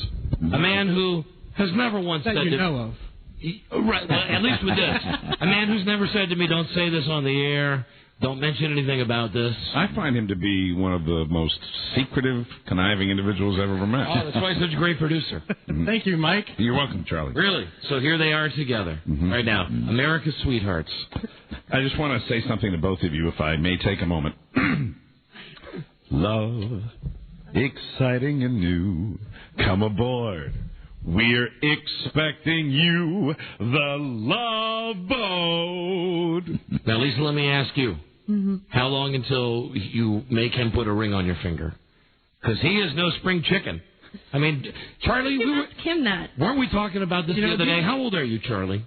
38. These are the same discussions. That's too funny. That he's almost 40. That's right. Amen. Okay. And I've got some valuable information for Lisa before Charlie gets out of here on how she can make things happen. What, get knocked up? You got it, baby. Is that what happened to you? No, stop it. Wow. Anyway, what were you going with my parents? What were you going to say, John? What, Charlie? You were going to say something. Oh, that's much like the other argument we have of pulling through parking spaces. What, the marriage? Yeah. Oh, gotcha. She's all the time pestering you about it? Oh, not all the time. Occasionally? Not all the time. Truly, not when we're sleeping. You don't want Oh, all of a sudden you're this comedian guy? I thought you hated me. I don't seek it out. Charlie, you don't want to be blowing spit bubbles at your kid's graduation, you know? But you got a couple of years. You got plenty of time. I'll have a rascal. Bert like that. All right, both of you out of here. Get out of here. Get out of here. You two. See you later, kids. You lovebirds. Bye-bye. Love. Remember, exciting. you started it, Lisa. We didn't. Now they're fighting. They're fighting. They're having a tiff. Now it's out there. She looks at him. Why'd you say that? Imagine that poor guy all the time. Marry me. Marry me. You know what she was saying? I think I can decipher it. I think she was saying, why do you say that about we argue about marriage all the time? we don't. You said you'd marry me. Don't pull in. I told you don't pull in. Marry me. Well, marry me. That fits into both my pieces of advice. Don't pull in and don't pull out. There you go. Bingo. I got no time to call my brother now. Let me call him and tell him to call him tomorrow. Oh no. Not going to be sorry. happy about that. I'm sorry, but we have business to take care of. Maybe he can get his rant out in 60 seconds. Well, he already said what it was about. It was about getting a speeding ticket in Arkansas. $300 for 7 miles over the limit. We call him back. Yeah, I'll give him a segment tomorrow. Well, we're jammed up tomorrow, too, though. Jesus. We got so much stuff on this show. Hello. We got 2 producers now, and maybe someday we'll have 3. A baby producer. Maybe we made a little baby producer. Hey, Jimmy. I'm the producer. Hey, listen, here's the deal. We got a contest for the Eagles that took up the first hour of the show, and now we have to give away a trip to Iceland, and I'm not even talking about all the stuff that's going on in my house. So all I can offer you now is 60 seconds to get whatever is on your chest to get it off. Are you ready? Yeah. Go. I want you to contact that cop and set up a boxing match between him and I. Now, Jimmy, you realize that we are on in the state of Arkansas. We are on in Little Rock, Arkansas. That's okay. This was over by Memphis. 10 miles from Memphis. I don't care if he hears it. He was a prick. He was a prick. What happened? Oh, I was doing 7 miles an hour over the limit. Yeah? $300 ticket. This is KABZ, Little Rock. KABZ 103.7 FM. Was he polite, Jim? Not really. Now, was he Tennessee or Arkansas? No, he was Arkansas. It was 10 miles from Memphis. Is that the standard fine for 7 miles over the limit? No, I got a speeding ticket at home this last summer for 19 over, and it only cost me $80. All right, then why did he charge you $300? We're out of time. But answer that. Why did he charge you $300? Well, they said for 5 miles over, it's $200, and then $50 every mile an hour over after that. Okay. Listen, just because I'm in a semi. I'm going to call you back on tomorrow's show, and we'll find out. Okay. We'll find out more information. All right, either that or give me a call tonight. No, I'd rather do it on the radio. And then we'll get our listeners in Arkansas involved. I'm good. Yeah. Okay, all right. I'll see you later. I love you. Okay, love you too, bye. Oh, hey, did you know that Charlie Broyhill and Lisa Herndon are engaged? Don't even know who they are. You know Charlie, my producer? No, I don't know him. No, never mind. Anyway, she's pregnant, so they have to get married. Oh, congratulations. All right, bye-bye. See you later. Bye-bye. So it begins. Okay. Yeah. Anywho. I think you should fight that. Anywho, my brother. Yeah, Take it. You should go back to Arkansas. Take it to the highest court in the land. Listen, here's the dilly-o. We have a trip to Iceland to give away. All this week, the good people at Iceland Air. Oops, wrong music. Iceland Air. IcelandAir.com. Giving us vacations to give away. And we have another one now, and it's time to match the stars. When we play Match Game 2003. Isn't it amazing? It's Match Game 2003 already. And we have finally updated the tape. So Dude Walker says Match Game 2003. That's exciting right there. I think for the last 2 years we've been running a tape saying Match Game 1999 or something like that. A well-edited tape. But now we got a new clean read from Dude Walker. And here's the deal. We need 4 callers. Right. 4 callers. Phone number 877-365-3636. You want to play the match game. Hello, Don and Mike. Radio guys. Let me clear these lines out. Hi. Hey, when you come out to the Bellagio for Leah and Angelo's wedding, are you going to bring Charlie and Lisa with you? Wouldn't that be a wonderful night? Yeah, it'd be terrific. 4 of our favorite people getting married. A little service, a little private service. Hey, Don and Mike could both be best fans. That's good. Right, goodbye. Hello, Don and Mike. Hey, Don and Mike. Hi. First time caller. Love you guys. Thank you. Thanks. I'm glad you didn't waste that call. It was great. Hello, Don and Mike. Hi, I was just wondering, for a sexual practice that Charlie does with Lisa, does he ever eat SpaghettiOs off her with her fingers? Don't know, sir. Wait a minute. You just said, does he ever eat SpaghettiOs off her with her fingers? I'm sorry. What do you mean? You know, he always eats SpaghettiOs with his fingers. I figured he'd bring it into the bedroom. Okay, with his fingers. With his fingers. Yeah. Because Charlie does eat. Now, we have profiled him as a monkey-like person who has no need for common utensils. Right. He does eat with his hands a lot. I understand he takes her from the car to their... No, I don't think so. He's only part ape. Oh, okay. I think he's like 3/4 human and 1/4 ape. Yeah, and he's a happy ape. That's fine. What monkey isn't? Sure. You know, they're like dogs. They're always happy. You never see an angry monkey. No, I mean, it's the ability to... well, aren't they like dogs where they can, take care of themselves? Yeah. Correct. With their mouths. You're right, monkey. And monkeys are even more flexible than dogs are. God, monkeys can do amazing things. Yeah, dogs dogs are not able to throw their own poo. That's because dogs don't have like opposable thumbs. Yeah, right, like monkeys do. Right. Match game.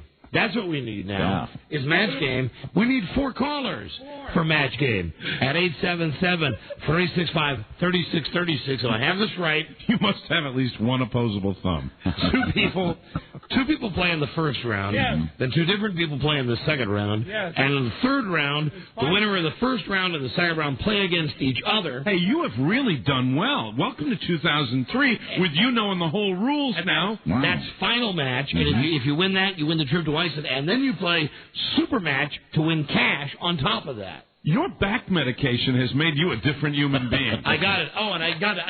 I know I have to break. Just a big F. Dodhead F you to that goddamn Pakistani witch doctor. Wow. That my back guy sent me to see. Mm-hmm. Oh, no. This prick who wouldn't know a bedside manner if it grabbed his visa and threw him back to Pakistan. I go to see this guy on December 6th, and I got the problem with my back. Right. And so I was hit by a car. That's right. And all he says to me is, "You are overweight. Mm-hmm. You must lose 30 pounds." I remember that. So I go in today. Right. It's I had 6 weeks to lose 30 pounds. As of this morning, I've lost 26 pounds. This is not like me exaggerating for the radio. I can tell by looking at you. Really, I'm down 26 pounds. So I go in today. I get on the scale, and he goes, "Oh, you've only lost 26 pounds." I said, "I think that's pretty." He said you've only lost 26 pounds. Is he a skinny guy? Yeah, of course. And he was wearing his goddamn clogs. I don't need to see a doctor in jeans and clogs. Profile terrorist type. Saying to me, "You have only lost 26 pounds." I said, "But you told me I have until the 28th to lose 30.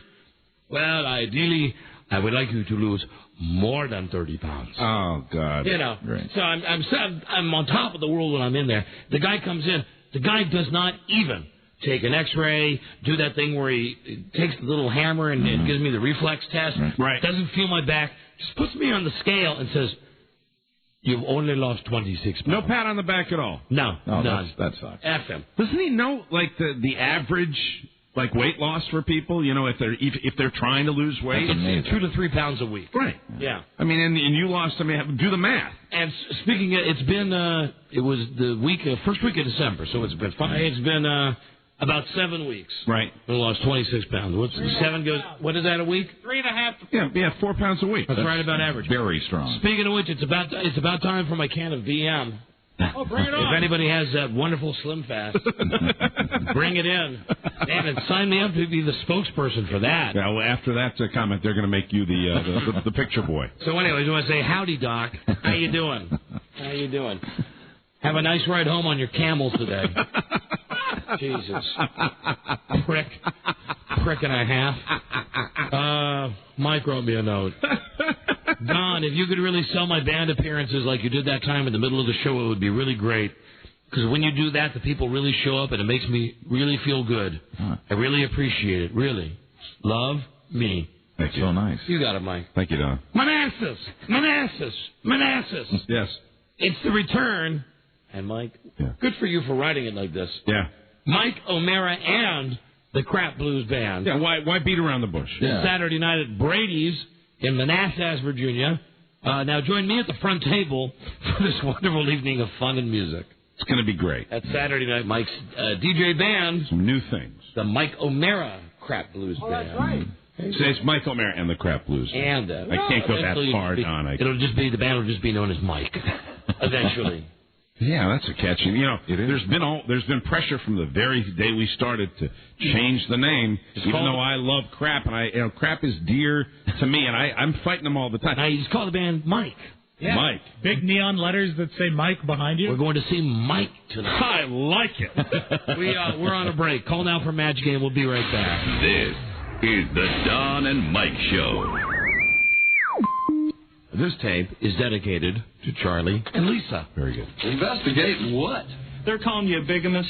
They found out you weren't divorced from your second wife when you married Myra here. You mean we ain't married? I never was married to my second wife in the first place. I already told you I didn't need to get a divorce. The government is trying to deport you. We're washed up here, kids. We're getting out. Well, what if I don't want to go?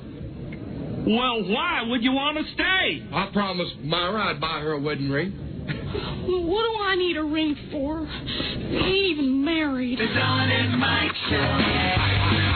You can call Don and Mike anytime from anywhere in America. 877-355-3636. They're ready to believe. Right. What the hell kind of country is this where I can only hate a man if he's white? America's favorite inebriants, Don Geronimo and Mike O'Mara. So we're not done yet with the contest about what would you do to win the Eagle Bucks ticket. Right. 10 more spots, and we'll put them up on tomorrow's show. We'll see everybody at WYSP in Philadelphia on Friday. We're live in studio and on street show. Now we have players for Match Game from D.C., Virginia, Philadelphia, and Seattle. So let's get right to Match Game 2003 with our brand new produced open. Get ready to match the stars. It's Match Game 2003 with the stars. Don Geronimo. Hi, Don. Mike O'Mara. Whatever. Michael K. Elston. Hiya. Timmy O'Bibonay. And your host, Rob Spiewak. Hello, stars. Hi, Rob. Hello, stars. How are we today? Rob, we are doing great, Rob. Very, very good. Well, we're all pleased that you could join us here for Match Game 2003. Let's say hi to our panel before we meet our contestants. Hi, Mike. Hi. You know, Mike, he's been called the new head coach of the Cincinnati Bengals, and he's just written a book called I'm the New Head Coach of the Cincinnati Bengals. He's author, athlete, dancer, triple threat, Don Geronimo. Don, how often do you still dance, rehearse per day? How much? Constantly. And my first round draft pick is a youngster, an upcoming youngster named Bobby Adams. Oh, he'll be excellent. We look forward to seeing him out on the Cincinnati playing field. He looks a lot like Warren Sapp. That's why I'm picking him. He's the star of CBS's Becker and a Silver Star winner, Colonel Mike O'Mara. Mike, what's this I hear about some sort of wacky sleeping machine? It's a big thing that goes over my nose. And, Rob, I'm so glad you brought that up. Last night is the first time that I used it, and I slept through the whole night, and that's why I've got this big red blotch on my nose. That is zany. Thank you. The host of the Capitol Critters and the People's Choice Award winner for Best New Music Group. Hello, Buzz Burbank. Hi, Buzz. Hi, Rob. How are you? Michael J., how about you sing us a little of that new hit single?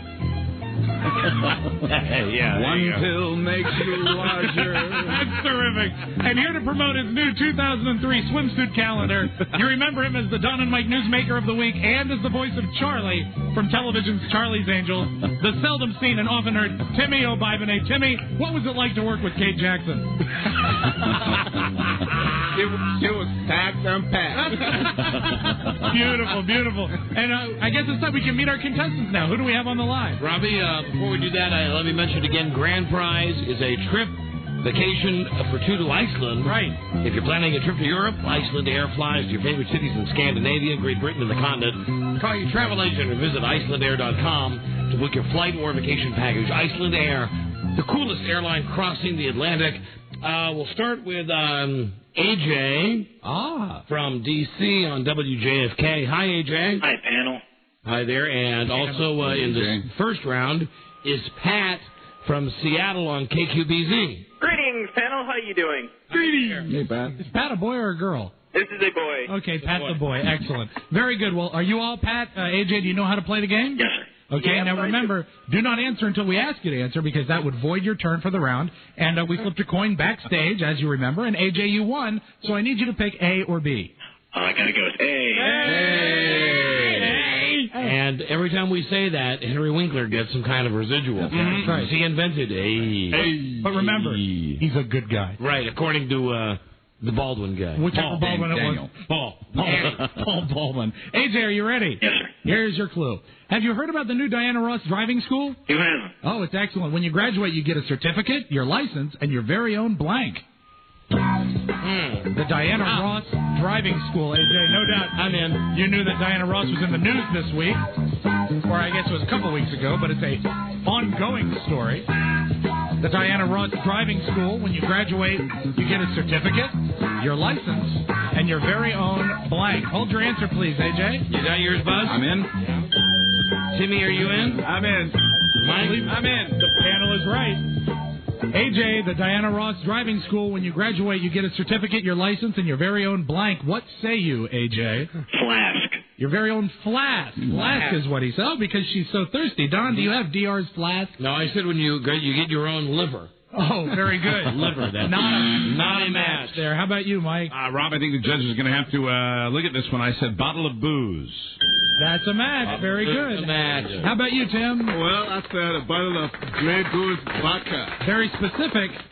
And a match. Yeah, very bottle good. of booze. How about you, Buzz? I said bottle of booze. Wow. 3 for 4 and a great start for AJ. Pat, you've got some catching up to do. Are you up to the challenge? I suppose I am. Okay, here he is. Very good. That's a winning attitude. Very masculine and very optimistic. Pat. I suppose. Okay, then, Pat. Did we wake you? Okay, Pat, here is your clue. Poor Trent Lott. First, he loses his job in the Senate. Oh, God. Then he finds out that his dry cleaners ruined his blank. I got it. I'm in like Errol Flynn. Yes. Poor Trent Lott. First, he loses his job in the Senate. Then he finds out that the dry cleaners have ruined his blank. Hold your answer, please. Are you in, Buzz? I'm in. Mike? I'm in. I'm in. Panel is right. Pat, poor Trent Lott. First, he loses his job in the Senate. Then he finds out that his dry cleaners have ruined his blank. Ruined his what? This one's a hard one. It is. Favorite pair of panties? Oh, his panties. Good answer, Pat. Dummy you are. Wow. Pat, you're a guy? I am. Yeah. And you're from Seattle? Yeah, he truly is. Bet you lived there a long time, I bet. Do you have Trent Lott's panties, Don? No, I said the dry cleaners lost his KKK robe. Oh, yeah, they ruin that every time. Haven't I been through that? How about you, Mike? Do you have Bob, panties? I said no. I didn't say panties or outfit. I said white hood. They A white hood, yeah, but not a match same there. thing as Don. How about you, Tim? Well, I said hood. Hood, right. All right. No one knows hood as good. How about you, Buzz? I said white robe and hood. White robe and hood. Wow. No matches there. So, Pat, great job. Really off that one. Yeah, you really were. Maybe you should try thinking next time. Watch the news. And we'll give you some time to rest that massive frontal lobe that AJ picked, A or B. Go A again. Hey, AJ, oh, you picked wise, I believe. Back when Charlie Broyhill was the WJFK-FM operations manager, we all had to get used to him throwing his weight around. Well, now that he's back as Don and Mike's producer, we have to get used to him throwing his blank around. I'm in. Wow. I'm in. AJ, the secret here is to overthink it. Back when Charlie Broyhill was the WJFK-FM operations manager. Is everybody in? We had to get used to him throwing his weight around. Now that he's back as Don and Mike's producer, AJ, we have to get used to him throwing his blank around. What say you, AJ? All I can come up with is ideas.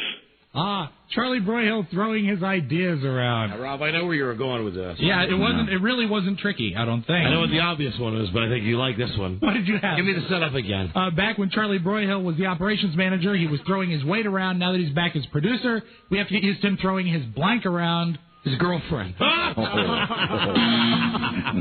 that they're a couple, why not? Sure, go for it. How about you, Mike? I went with the obvious answer. He's throwing his feces around. The writers love when he's throwing the obvious. He's a monkey. He is a monkey. How about you, Well, I said throwing his crap around. There you go. Yeah, same idea. How about you, Buzz? I said poop. Oh, somebody cart that up. Okay, no matches there, and a good chance for Pat to move ahead. Pat, how's your brain? Let me ask it. Okay. Hey, Brain. How you doing? You know, there's a reason that now Seattle has become the city we dance to rather than Sacramento. Hate to interrupt that thrilling conversation, Pat, but here's your clue. Finally, and there's 3 exclamation points there, Mike O'Mara is coming to the silver screen in a motion picture at a movie theater near you. Check him out this summer in My Big Fat Greek Blank. Okay. All right, Pat. Mike O'Mara coming to the silver screen in a movie theater near you. Check him out this summer in the movie My Big Fat Greek Blank. I'm in. Hold your thoughts, please, Pat. I'm in. Mike is in. Buzz is in. I'm in. I'm ready. Are you ready? All right. Tim, you in? I'm in. Everybody in. The panel is right. Finally, Pat, Mike O'Mara is coming to the silver screen in a movie theater near you. Check him out this summer in My Big Fat Greek Blank. What say you, Pat? You know, the only thing that comes to mind is wedding. Wow, my brain is having trouble. No, he's not retarded. No, he's not retarded. No, he's not retarded. Let me ask you something, Pat. Why do you suppose that sprung to mind? What, are you f***ing retarded? Don't No, answer he's that. not retarded. What, are you f***ing retarded? No, he's not retarded. Don, did you say wedding by any chance? Said rectum. Don? His big fat rectum. Don? Yeah. Thank you. Not a match. You're welcome. Not a match. How about you, Mike? You would know better than anyone. Well, I said my big fat Greek liver. Oh, there you go. Swollen and ready to partay. How about you, Tim? No match I there. said my big fat bottle of vodka. Oh, also I drink vodka together sometimes. Just save the card, Timmy. It'll save time. How about you, Buzz? Everybody had something different. I said bachelor pad. And there's nothing like a Greek bachelor pad. All right, we stand here at 3-0. AJ in the lead. So, AJ, once again, I need you to pick A or B. Oh, Henry Winkler's pretty poor. He needs some more money. Let's go with A. Hey. Stay there, AJ. Did you know that the Raelian, am I saying that right, Buzz? Raelian cult? I have no idea. Okay. Is this the cloned people? Yeah. Oh, okay. Did you know that the Raelian cult actually went out and cloned USA Today columnist Craig Wilson? Oh, it's true. He's an exact copy of Craig, right down to his blank. Oh, I got it. I'm in. Did you know that the Raelian cult, AJ, went out and cloned USA Today columnist Craig Wilson? Oh, yes, it's true. He's an exact copy of Craig, right down to his blank. And you can check Craig out in USA Today this very day. Don is in. I'm in. No, I'm not in. Okay, Buzz is in. Right. Slow it every. Are you in, Timmy? Yes, I'm in. Then Rob, give me a say. I'm really having a brain fart. All right. Did you know, Don, that the Raelian cult went out and cloned USA Today columnist Craig Wilson? Oh, it's true. He's an exact copy of Craig, right down to Craig's blank. My answer sucks. I'm in. And even Lisa threw in a bonus answer, even though she's not playing. AJ. I'm not going to say that, Lisa. You can't say that. Although Willard Scott said that you say that. Yeah. That's true. The Raylene Culture USA Today columnist Craig Wilson. It's an exact copy of Craig right down to his blank. What say you, AJ? Lipstick. Right down to his lipstick. Lipstick. Craig's lipstick. Don, do you have... Hold on, I'm changing. I just got it. Oh, okay. Do you have Craig's lipstick over there? No, I said his bleeding anus. Oh, there you go. Bleeding anus. And you want to clone that. That's not a match. How about you, Mike? I said they cloned him right down to his vagina. Oh, yes. That's what Lisa. That's the note Lisa had slipped me, although she used a much filthier word. She's a dirty bird. Less medical. How about you, Tim? Well, I said right onto his nuts. Oh. That's funny. It is funny. It's funny hearing Timmy say nuts. Say it again, Timmy. Nuts. How about you, Buzz? Do you say, did you match up there? No, but I said right down to his buttery moccasins. Oh, there you go. That's very good. Now, this puts Pat, Yeah. this puts Pat in a great situation because despite his early lead, Pat, don't talk.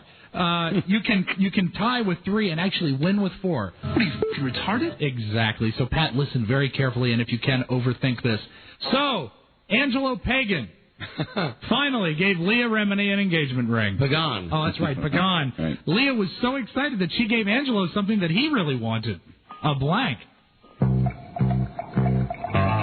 Let me change that even, something he wanted and needed, a blank.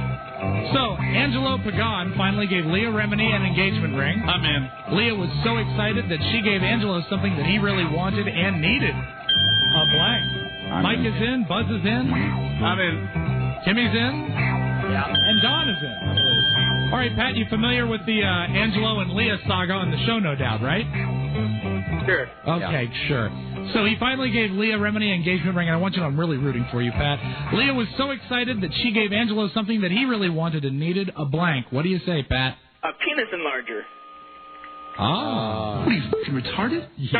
Yeah, terrific.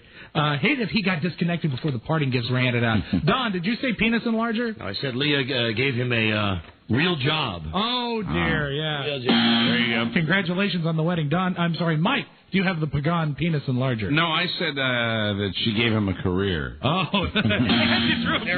Absolutely. You matched with your partner, which I think is nice. I think Tim? it's wonderful. What do you say? Well, I said a BJ. And Timmy's answers are good today. And how about you, Buzz? I also said BJ. Well, there you go. And speaking of BJs, AJ, which is like BJ, will be going on to final match. Way to go, AJ. I'm sorry, Pat. Pat, measure up. Retarded? Pat, goodbye. And Pat, you're so lousy, you don't even get the parting gifts. Really. Goodbye. The next sound you hear will be me hanging up on your ass. There you go. That was terrific. AJ, now you stay there, and you're going to play in one more round. He'll play in final match after we get a winner for round B. And when we come back, we have Mike from Virginia against Dennis from Philadelphia. Very good. Ah, very nice. We've already got our contestants for the next round of Match Game 2003. And What are you f***ing retarded? all right, that was for Pat from Seattle. We'll be right back. This is the Don and Mike Show. We really, really like the Don and Mike Show. It is the best damn thing on the radio. We really, really like the Don and Mike Show. Whoa, whoa. Compared to them, all other DJs blow. The Don and Mike Show. They always have wacky things to say when Elvis died is cold and weighed 40 pounds. They found the king on the toilet floated around. When Elvis died his cold and made a great sound. They hammered all his teeth out onto the ground. Ruled out a Graceland as a vegetable.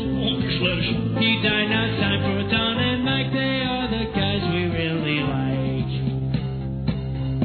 The Don and Mike Show.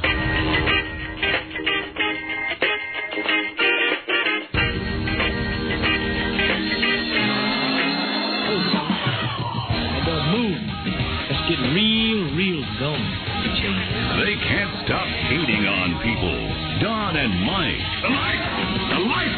This is the best show we've ever done. We got to fly now. So you just realized we have a guest still to come on today's show.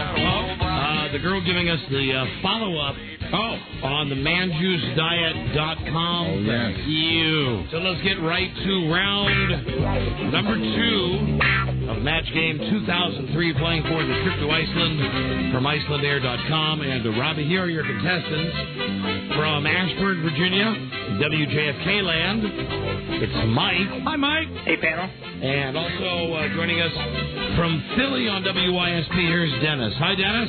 Good day to you, panel. Good day to you, sir. And hello, stars. As you remember, we flipped a coin backstage. Mike from Ashburn won. So, Mike, I need you to pick A or B. Go with A. And here is your clue. Gentlemen, I remind you, please don't answer until you are asked to. Mike, did you hear about the mad scientist that crossed Buzz Burbank with the German Shepherd? No. Yeah, he got the world's only dog that likes to blank. So many directions. Yeah. Mad scientist that crossed Buzz Burbank with a German Shepherd. He got the world's only dog that likes to blank. Please hold your answer, Mike. I know that Mike is in. I'm in. Timmy is in. Buzz, are you in? Not yet. Buzz, you should know this. Are you a dog lover, Mike? Yes. Yeah, that'll help. That'll help. All right, I'm in. Don is in. I'm in. And Buzz is in. Mike from Ashburn, did you hear about the mad scientist that crossed Buzz Burbank with a German Shepherd? He got the world's only dog that likes to blank. What say you, Mike? Smoke weed. Smoke weed. Very good. Don, do you have a very high German Shepherd over there? I would smoke Nazi weed. I think that's a match. Hey, I heard it's very potent stuff. Not my brand. I wouldn't know. How about you there, Mike? I said smoked weed. Is that Buzz? That's Buzz. Crossed with the German Shepherd? Yes, that's a good draw. That's a wonderful schematic. Thank you. How about you, Timmy? Well, I wrote dog that likes to swing. I thought of that. Yeah, but not a match. How about you, Buzz? I said do weed. There you go. And there it is. Matches. Mike, good job. Dennis, a good chance. Good chance for you to catch up here, Dennis. And here is your clue. Oh, we know this guy. The mighty WJFK had a fine fall book, and to celebrate the ratings, acting general manager Alan Leinwan went out and bought himself something. Acting general manager Alan Leinwan went out and bought himself something he's never had before. He bought himself a blank. I'm in. Dennis, have you heard Alan on the show before? Yes. Oh, that'll help you understand this. Mighty WJFK had a fine fall ratings book, and to celebrate, acting general manager Alan Leinwan went out and bought himself something he had never had before. He bought himself a blank. No, don't answer. Don't answer until you're asked to. Don't answer yet. I'm in. Don is in. Buzz, you in? Not yet. Buzz not in. Mike, are you in? I'm in. Mike is in. Timmy, are you in? Yes, I'm in. Timmy is in. Waiting on Buzzy. Okay, I'm in. Could have crossed Buzz with a Greyhound. It would have been faster. Dennis, now is your turn to answer. Dennis from Philadelphia, general manager Alan Leinwan, to celebrate the ratings, went out and bought something he had never had before. He bought himself a blank. What do you say? New panties. Bought himself new panties. Panties. New panties. I think he wears new panties all the time. Don, do you have Alan's panties? No, he said he bought himself a permanent job. Oh. You see, because he's just the... Acting general manager Alan Leinwan He's not really, he's acting general manager. He is acting. How about you, Mike? I said he bought himself a personality. Oh, and that's a good picture of him. Thank you. That resembles him, but not a match. How about you, Timmy? Well, since Al never says hi to Rob on the air, I wrote a likeness for Robert. Oh, he went and bought that.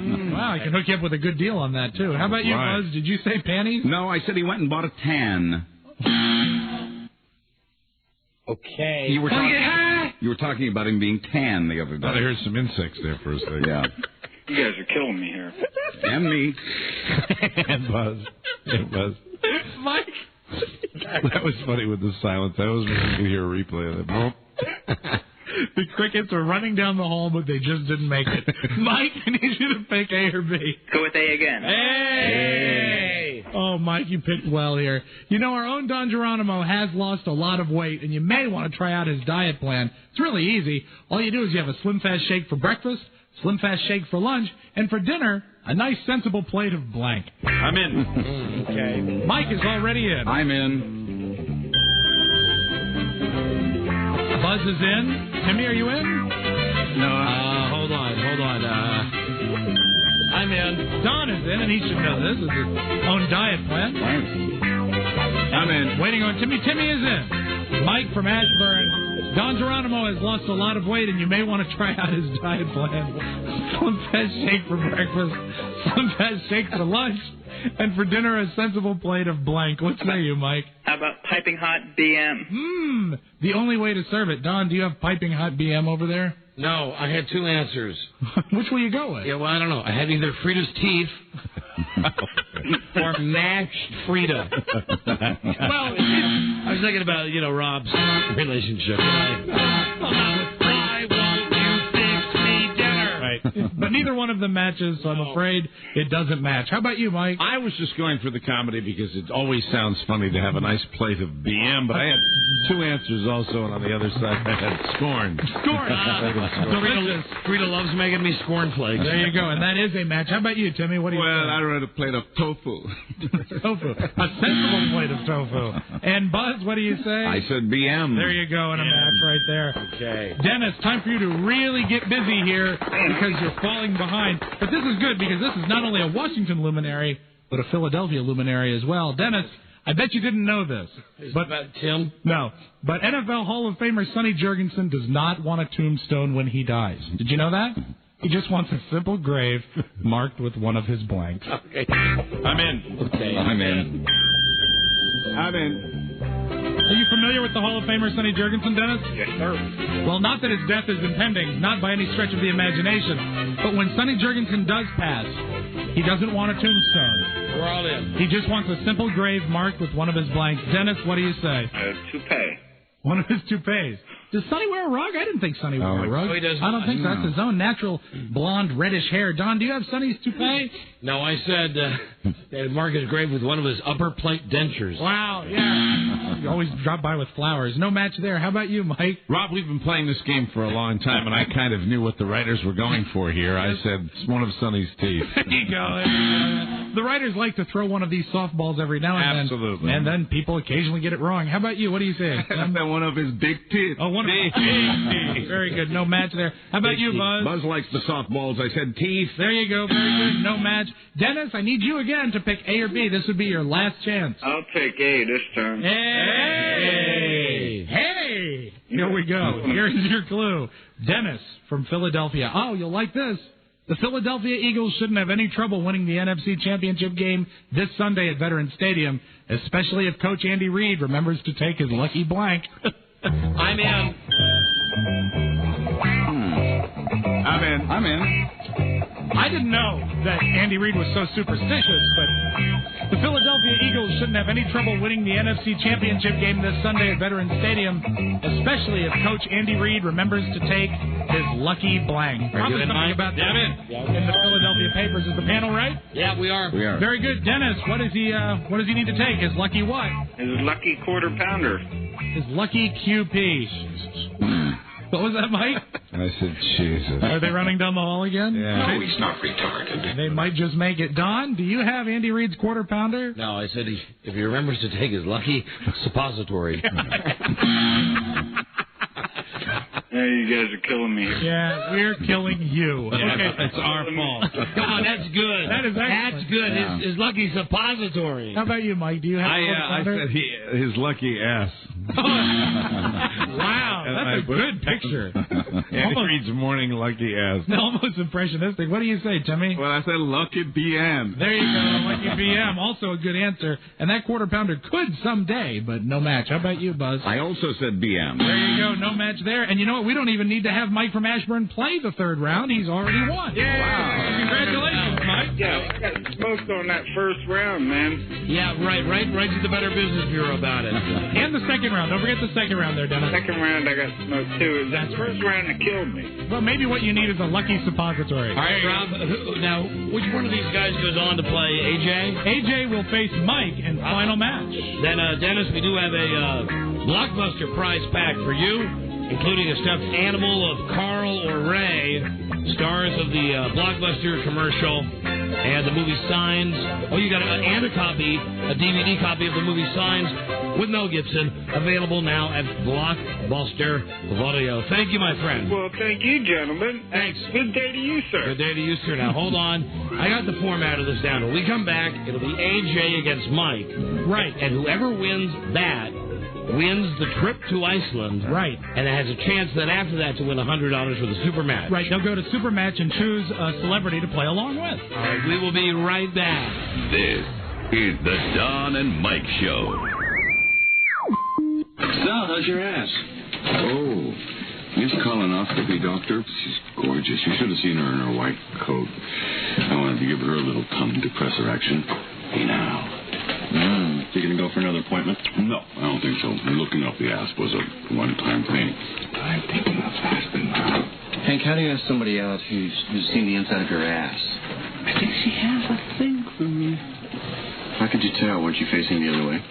Well, granted, I was sedated at the time, but there was a vibe in that room. You know, it usually takes several years to get to that level of intimacy. The Don and Mike Show.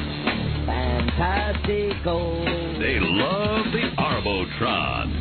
Don Geronimo and Michael Mara. I'm straight. Hi, Don and Mike Show. Hey, Don and Mike. Hi. I'm from Philly. Hi there. I came in from work today and saw that guy that was advertising to get your ticket. Is this another call about Brian, the drunk guy? Yeah, he already won the ticket. He won them from WIP. They showed the picture of him running across the bridge with his girlfriend. Well, now he I think this is another guy, and Brian is actually coming up with a new idea. Yeah. Oh, okay. All right. I thought it was the same guy trying to get the ticket. All right, honey. Might have been a guy. I think what Brian was doing, really, it sounds to me, Brian completely ripped off his idea from another radio. Well, I guarantee whatever WIP, God bless them, all of you poor disc jockeys having to work for that ogre Tom Bigby. Whatever they're doing, not going to come close to what we got lined up. That's absolutely not. Are you ready for this? Now, unfortunately, the only person that's backed out thus far is the guy that was going to eat the Big Mac and vomit it and eat it back up. He backed out? He's from D.C. He thought the contest was here. He didn't know we were going to Philadelphia. He said he would drive all the way to Philly. I thought that's what he said. Well, he told him something different back there. Silly man. We have Dana and her friend who will clean and shave themselves and clean up afterwards. Right. Steve will cover himself in molasses and green feathers, become a human eagle. Corey is going to come down on a keg boat covered in green paint. You know, that sounds good. You know, I know it's a boat made of kegs, but the idea of a keg boat sounds good. Great idea. Dave has the Tampa Bay jersey, and Bullhorn will be out on the street corner. Wow. Jim will also be outside in an adult diaper full of chocolate pudding on a skateboard. Anthony will have the Eagles logo either branded or tattooed on his ass. And we're going to make it gigantic. Steve is going to drink a blended concoction of everything green he can find at the grocery store. Tom will have his head shaved and his eyebrows waxed. And Brian, the drunk Eagles fan, because he says he didn't do the thing on WIP, he's got the other spot, which means we have, unless that vomit guy comes through, and that was one I was really looking forward to. And incidentally, me too. One now that somebody could steal. If you can make yourself throw up on command. Yes, absolutely. You could eat a Big Mac, throw it up, and drink it back down. That slot is open. We've also got some fact stuff here from a guy named Josh who works for Sprint in Philly. Don and Mike, I'm willing to eat a 6 by 6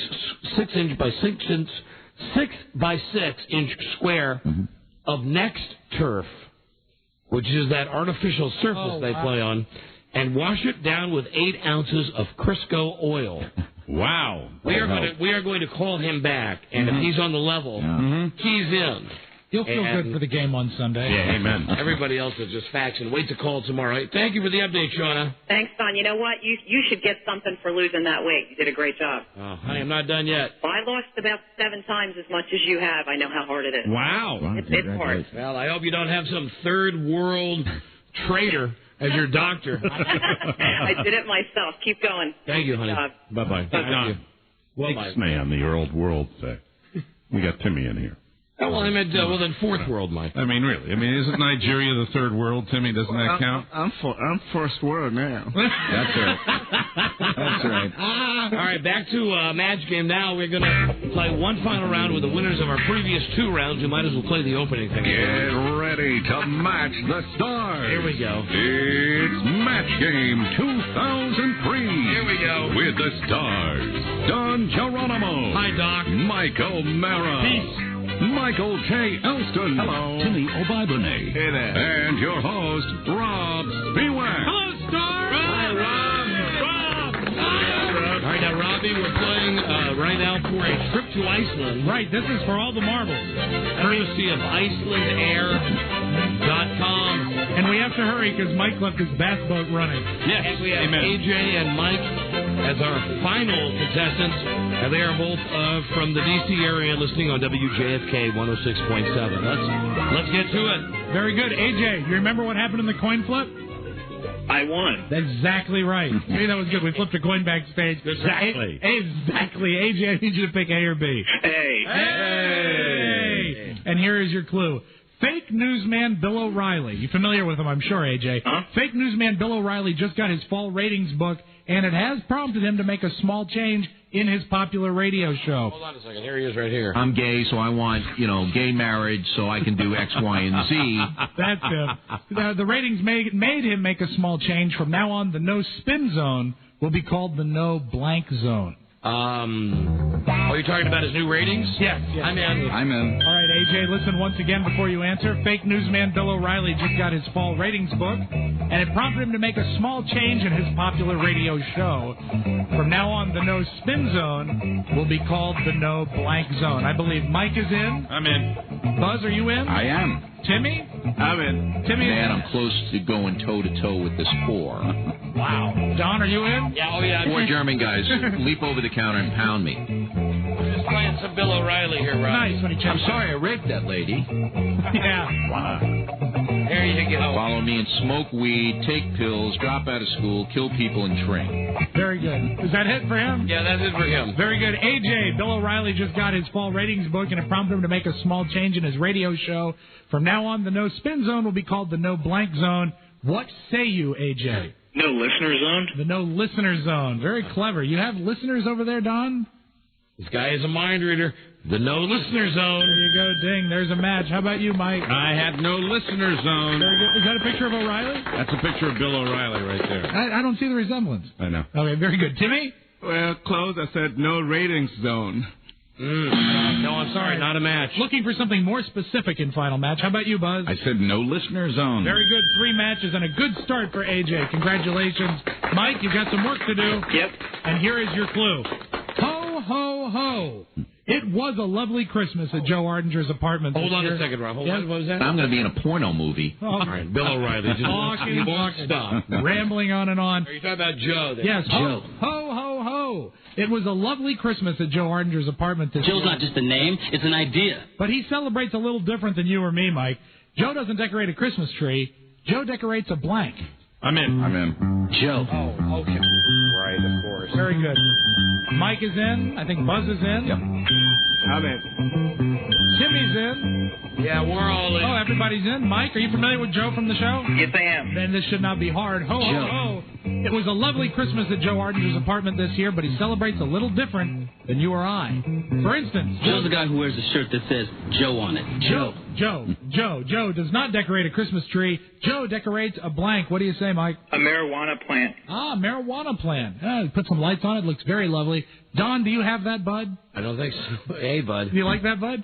What do you got? I said a bong. Oh, yeah. That's not a match. In the right family, though. How about you, Mike? I said he decorates a pot plant. Ah, that's a match. Wow. I like seeing that. How about you there, Timmy? I said it's bong. Bong. Match. How about you, Buzz? I also said bong. There you go. Bong. Wow, I thought people would go the other direction. Mike, I liked your answer. The score right now, 3-1. AJ, I need you to pick A or B. Hey! And here we go. It's no surprise that Nicolas Cage decided to divorce Lisa Marie Presley. I think that no one was caught by surprise, because even though she was lucky enough to inherit her mother's striking good looks, Lisa Marie was also unlucky enough to inherit Elvis Presley's blank. I'm in. Big Elvis fan, AJ? No. No. Didn't think so. That's right. Listen to this clue. It's no surprise that Nicolas Cage decided to divorce Lisa Marie Presley because even though she was lucky enough to inherit her mother's striking good looks, Lisa Marie was also unlucky enough to get Elvis Presley's blank. I know Mike is in, Buzz is in. Timmy, you in? And Don, you're in? Yeah. Very good, AJ. Even though Lisa Marie got Priscilla's good looks, she got Elvis's blank. What do you say? Impacted intestinal fecal matter. I see. I think I know where you're headed with that. Let's just simplify it. And, Don, do you have Elvis's colon? Yeah, Robert, yes, as long as you... He said she was lucky enough to get his 40-pound impacted chalky colon. Wow, that's a good match. That is a match. Very good. What do you say, Mike? I said she inherited Elvis's odor. Oh, no.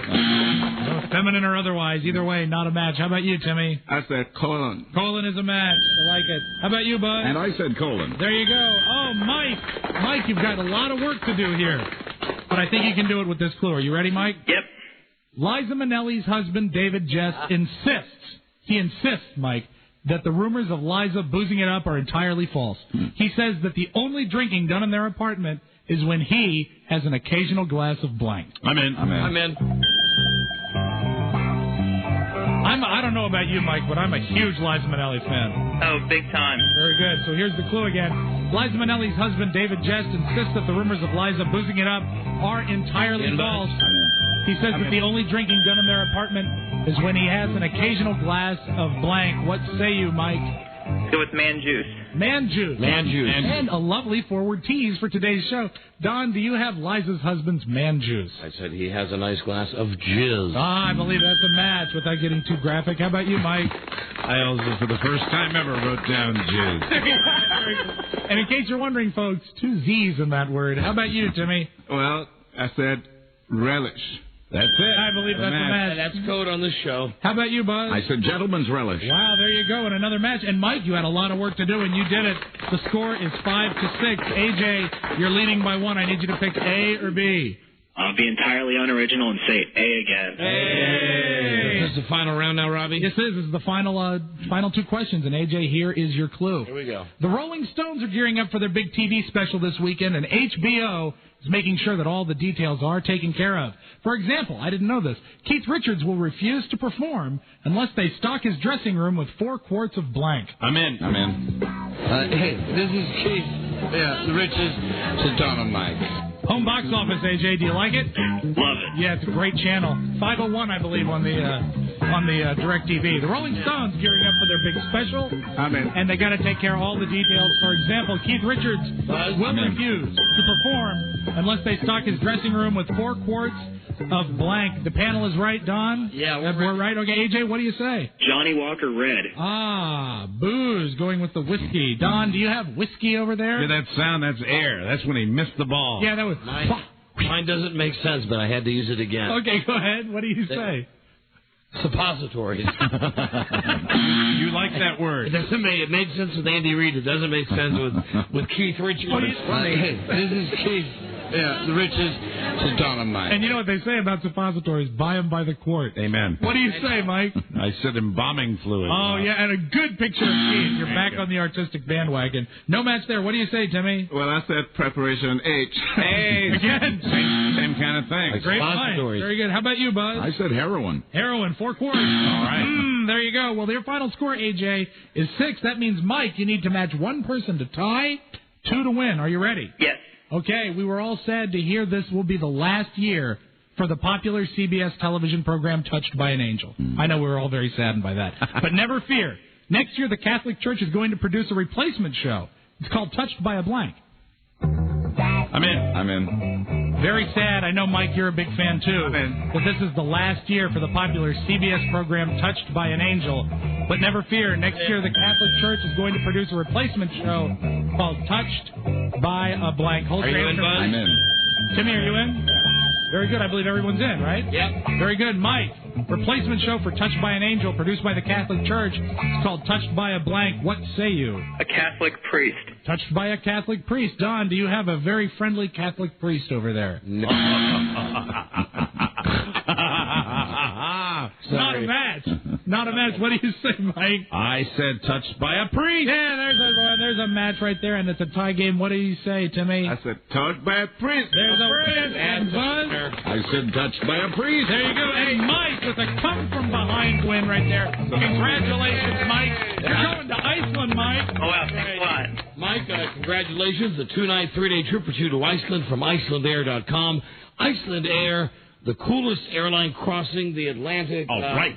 Hey, Jay, you get the Blockbuster prize pack and the vivid copy of the movie Signs with Mel Gibson, now at Blockbuster Voreo. Now, we put Mike on hold. No, we keep Mike on. All right, hold Put AJ on hold. We keep Mike on.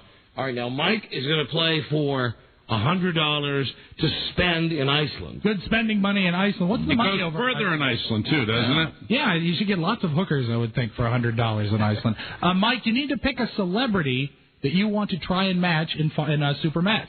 I'll go with Mike. Mike, very good. Mike, All right, pressure's on you. Pressure. So here's how we play super match. I'm going to read the clue. Mike will issue his answer, lock it in. Then after that's done, you can ask the other celebrities for suggestions. You can either go with a suggestion or go out on your own. Mike, are you ready? Yes. And Mike, are you ready? I'm ready. All right, Mike O'Mara, please fill out this clue. All right. Blank player. I'll let you look at it right here. Blank player. Now, I don't get suggestions, do I? No, you just have to lock in. The winner gets suggestions. Try to get an ESP thing going on here, Daddy-O. All right, I'm in. All right, Mike is locked in his answer. Very good. Now we'll go around to the panel, and you can make suggestions to Mike, our contestant. Don, how would you fill in blank player? Record player. Record player. Very good. A retro answer there. Timmy, how would you fill in blank player? I would say ball player. Ball player. Sports reference. And Buzz? I said CD player. CD player. All good answers. Now, what you need to do, Mike, to the contestant, is either go with record player, ball player, CD player, or go on your own. What do you think Mike O'Mara wrote down?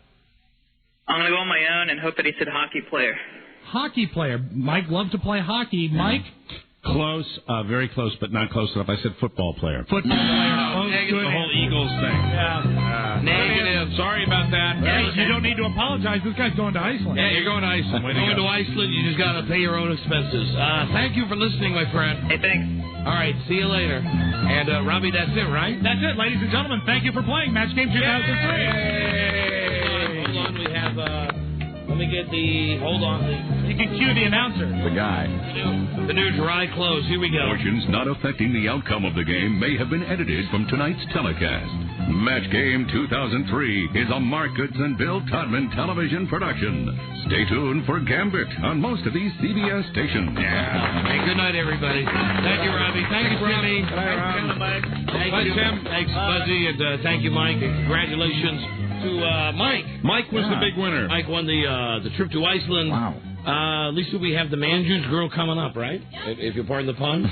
In the next break. Hello, Don and Mike. Hi, I think some Nazi censor bleeped Don's answer to the touched by a priest call.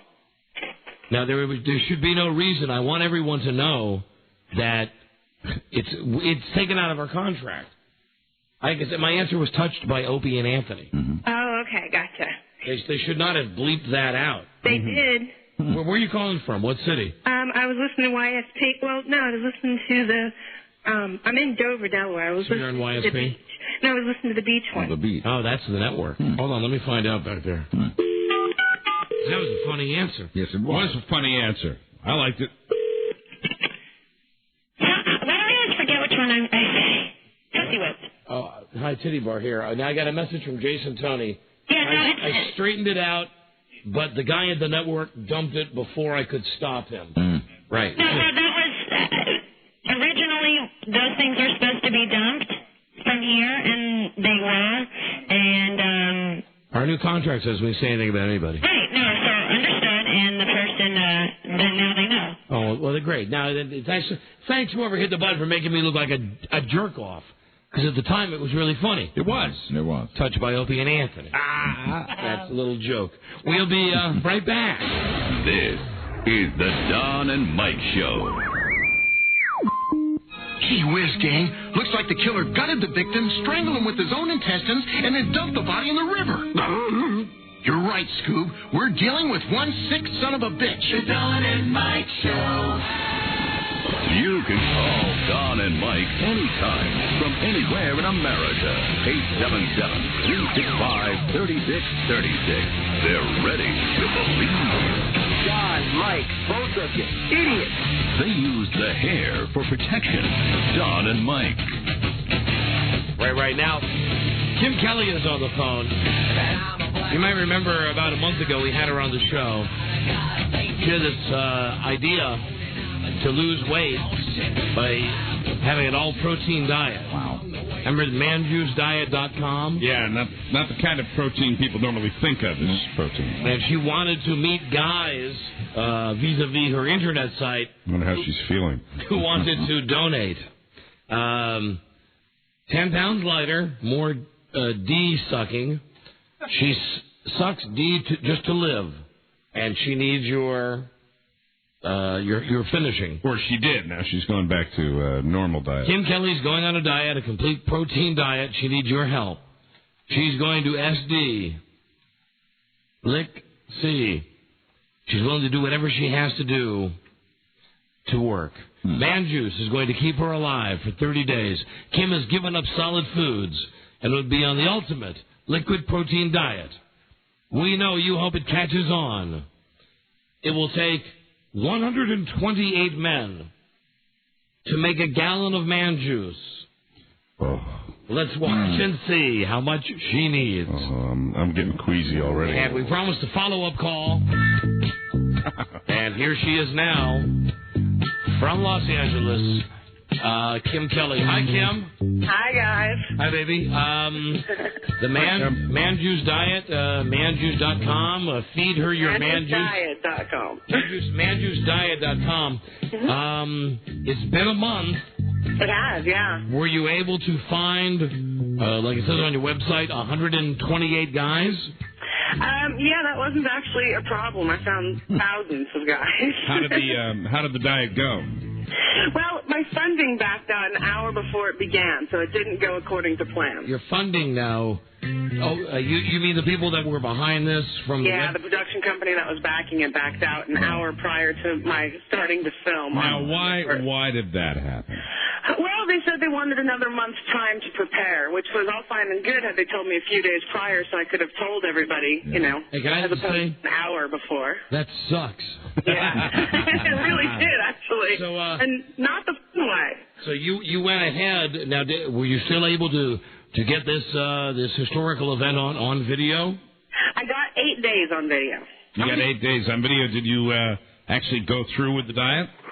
I did the 8 days, and then I had to go to New York for something, and then I had to stop then because I couldn't take everybody with me. In the 8 days, how many guys did you take care of?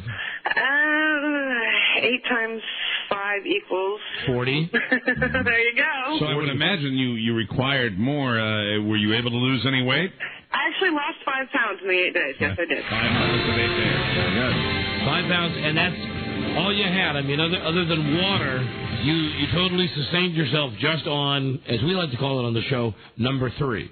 Number 3? Nice. Because you know what I've number... heard that before. You know what number one actually, is? I had to supplement with protein shakes as I knew I was going to when I spoke to you last, and vitamins and such. You said that, so it was just protein shakes and that. Yeah. Would you recommend it?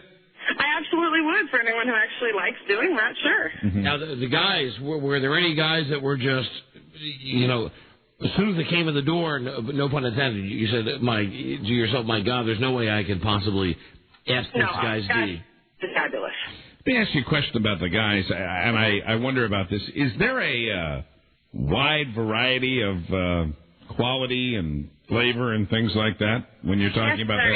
Yeah, there absolutely is. But I was very lucky that all the guys, actually responded. Was that for me? Was that for me? Was for you, because you asked if guys taste different. Well, we're talking about the lady, her diet. That's what we're talking about here. I know we are. The answer is yes. The answer is yes. Mike, would you like a follow-up question? Redirect. I got your follow-up right here. Texture. Buzz, what was that? I was adding to Mike's question if there was any difference in texture. There is difference in texture as well, yes. Wow. Were there guys that you went, oh, my God, no, horrible? No, actually, because they all drank a lot of pineapple juice for me. They were all very, very good to me. A whole group that actually, Did it really work, pineapple juice? Yeah, pineapple juice. I've always been a fan of pineapple juice. This is not new for me. Now, what is this, Kim, where I got to that says you can get a membership at manjuicediet.com, $4.95 for 45 days. Well, what do you get for that? You get a whole pile of pictures. You get video clips of the actual diet. Everything on there is taken actually from the diet. Did it improve your complexion? Well, I drank it. I didn't use it as a facial cream. And are your teeth any whiter? I don't. I'm going to have to ask somebody. They look pretty white right now. So you going to take a break for a while? Well, I need to find funding again, and then I'm absolutely going to do the 30 days. I technically got the world record by doing the 8, so I'm okay with that. But I want to do the 30, and I'd like to do like a bus tour across the states here. Oh, boy. And stop at all the really nice radio stations I've spoken with. So since you were only able to do it for 8 days and 40 guys, once you got past that mark and the funding ran out, No, I had to use my money to get there. Okay, I got it. So your funding ran out right before you started. Yeah, they pulled an hour before it began, yeah. Wow. So after the 8 days, between those 8 days and now, have you done it just for fun? I have, actually, because there were some people that had bought airplane tickets to come across the states to feed me, so I didn't back out on my end. Well, aren't you a trooper? Nice. To feed her. Yeah, well, they were very nice to me, so I have to return the favor. Did you turn anybody away? No, I did not. Oh. As long as they were You didn't turn Rob Spivak away? Kim, you lost... now, is this true? You lost a total of 10 pounds? Is that... No, I had intended on losing 10 on the 30, but I lost 5 You and lost 8, 5. so I think I can do better. How you looking? Well, everyone seems to think I look pretty good. Yeah, I mean, did you combine it with, like, exercise? Well, that has an exercise program built in. Ah, yeah, that's right. A lot of bobbing. Did you... Well, there's other exercises as well. Did you get the reviews you got from the guys after you did what you had to do to get what you needed to live? The reviews that you got from the guys, how were they? Fabulous, because I had a lot of people return feed. I would imagine you've had an enormous amount of practice. You could probably write a book on the art form. That's true, but I've had a lot of practice for the last umpteen years. 30 days isn't going to do anything good, really. So what was the average time of the feedings? Some were very quick and some were longer than others. And the second feeding go around took a little bit longer than the first. Oh, I'm sure. Wow. Jesus Christ! Wow. And those guys, those lucky 40 guys, they're all on video for posterity. Yeah, they're all fabulous. Yeah, okay, wonderful people. I got very, very lucky. You can see parts of this if you go to manjuicediet.com. Well, if you ever do get this, you can also see it on bbwlive.com, which is actually based out of Sacramento, and that's actually what I want to talk to you guys about. Sacramento, we hate Sacramento. I mean, we love Sacramento. I know you love Sacramento. No, we love Sacramento. I know you do. Did you? For my other website, which is bbwlive.com, they're having a party on Saturday night in Sacramento. So all your Sacramento fans can come out and meet all the girls that work with me. Would you ask anybody's D? If a guy walked up and said, "Hi, I'm from Sacramento," would you ask his D? Would I ask him to what? Would you ask his D? Ask his D. Oh, if he had full testing. Sure. Full testing. Yeah. Real papers. I'm a big fan of full She talked about that the last time we had her on the show. Yeah, I'm not messing around here. I'm a full testing kind of girl. What if his name was Grant Napier? What if it was testing? I'm let's good. just say the guy walks up and he says, "Hey, I work at KHTK. My name is Grant Napier," and he pulls out his pants and he has the genitals. He's like a 45-year-old guy, but he has the genitals of perhaps a 2 or 3-year-old boy. Would you still attempt at least? Does he have full papers? It's got to be the testing. Got to be the testing. If he's got the testing, there's got to be food in there somewhere. Oh, that's my theory. In there somewhere. Okay. Your trip. The website, manjuicediet.com, bbwlive.com. If you ever get this bus thing going, you got to come by and see us. Well, help me get the bus thing going, and I will be there. Okay. All right. Where are you at right now? You're in Los Angeles or Sacramento? Yeah, I'm in L.A. right now. All right. Well, have a great time in Sacramento. And bon appetit. Thanks for giving us. Thanks for the update. All right. All right. Bye, Kim. Bye. Bye-bye. Wow. Bye, whore. Yeah. He was a whore. Oh, that's nasty. Really? That is nasty. And as we mentioned when we originally had her on the show, not the prettiest girl on the block. No, it's funny that her goal was to lose 10 pounds. Don't you agree that you could cut off one of your toes and lose 10 pounds, honey? Jim Kelly. You could make a real case for maybe 40. You know, you could look at her picture and guess she might lose 10 pounds every morning. Oh, speaking of horrors, Dennis is on the phone. Happy New Year, darling. How you doing? Oh, Happy New Year, Dennis. Hey, I just want to thank you for having me on December because I sold 175 copies. Wow. 175 what? Copies of his Christmas album. Have you found gainful employment? Well, I'm still have part-time employment. What? Part-time employment. Part-time. I didn't even know you had a part-time job. I thought you were out of work. I'm currently working, but I don't have a full-time gig yet. Dennis, well, I'm glad we have the dirty music loaded in, Rob, because let me ask Dennis about the other project we're considering. I hope the host of You Know What party? Yeah, the J.O. party. Oh, yeah. Dennis, we're thinking Super Bowl Sunday. Okay. We'll get a hotel room somewhere. Okay. We'll have you in a smoking jacket with an ascot. That's fine. And a tape recorder. Okay. And while we don't want to actually hear what happened, but we can hear the before and the after of the people who are in the J.O. Club. People that want to participate in that activity will get a chance to meet a major epping star. And I'll interview them and see how it was. All right, so you are, Kapar the Bun, you're up for being the host, the star of our J.O. party. Why not? Will you participate? I don't know. Oh, really? Why not? Dennis, would you consider wearing a T-shirt that had a bullseye on it? Okay, I wear a bullseye T-shirt. I don't care. Hold on, Dennis. Do you understand what I'm saying? No. I know what you're saying. No. But you wouldn't participate in the J.O. party? No, I will. No. What if there are women there? Well, and there will be, Mike. It'll be or more importantly, what if there are men there? No, man. But women, it's going like change. Well, there's going to be a 50-50 split at the J.O. party of men and women. Okay. And you're going to be the host, and I'm just wondering if there are half men and half women there, if you'll participate. No, I'll just host it.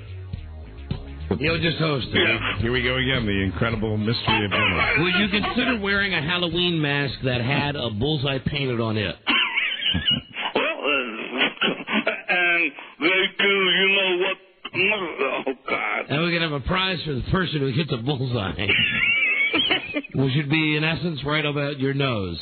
Okay, but I'm going to cover my nose, though, with that mask. And, Dennis, I'm guessing you do that once in a while, right? What? J.O. Oh, yeah, I did it the other night. Oh, boy. That's got to be a pretty picture. It's been a rather disturbing entire segment of the show. All right, Dennis. Well, listen, we'll talk to you soon about the J.O. thing, because we want to do that party on Super Bowl Sunday. Okay. And I'm up for it. All right, Dennis. Thank you for having me on, and have a good night. All right, thank you. Goodbye. And, here you go. It's your chance. I know you love introducing Buzz. Just a second. Let me get to this. Dennis's favorite part of the show. He wants to be Buzz. He wants Buzz's gig. Hold on just a second. In a world where owning a radio was strictly forbidden, one man found a way to bring good news to his people. Here he is, Buzzy. He made it up. I know. Well, what do I ask him now, there, Dennis? Yes, Dennis. What's up? Our lead story today? What is your lead story? Our lead story is, hey, Eminem, your father would like a word with you. Dennis, what, do you have a cell phone there? Yeah. Where are you, out in traffic? What are you doing? Well, I'm at a store, and I have my cell phone on me. Dennis, you messed up the need story. What? Okay, Buzz, what is your lead story tonight? Hey, Eminem, your father would like a word with you. Okay. What's the first story about, Dennis? It's Eminem, and the father wants to have a word with him. Yeah, very good. And that is Buzz's what story? That is your lead story. He finally said it right that time. There we go. Said lead instead of need. Very good. All right, Dennis. And the car that's very professional. Oh, yeah, hold on a second, please. Yeah, stay tuned now. Stay tuned for news and comments. News and comments coming up on the Don and Mike Show. And Dennis, that was very professional. This is the Don and Mike Show. What's the word from Planet Crackpot? The Don and Mike Show. They're dope on the floor, and they're magic on the mic. Don Geronimo and Mike O'Mara. Right.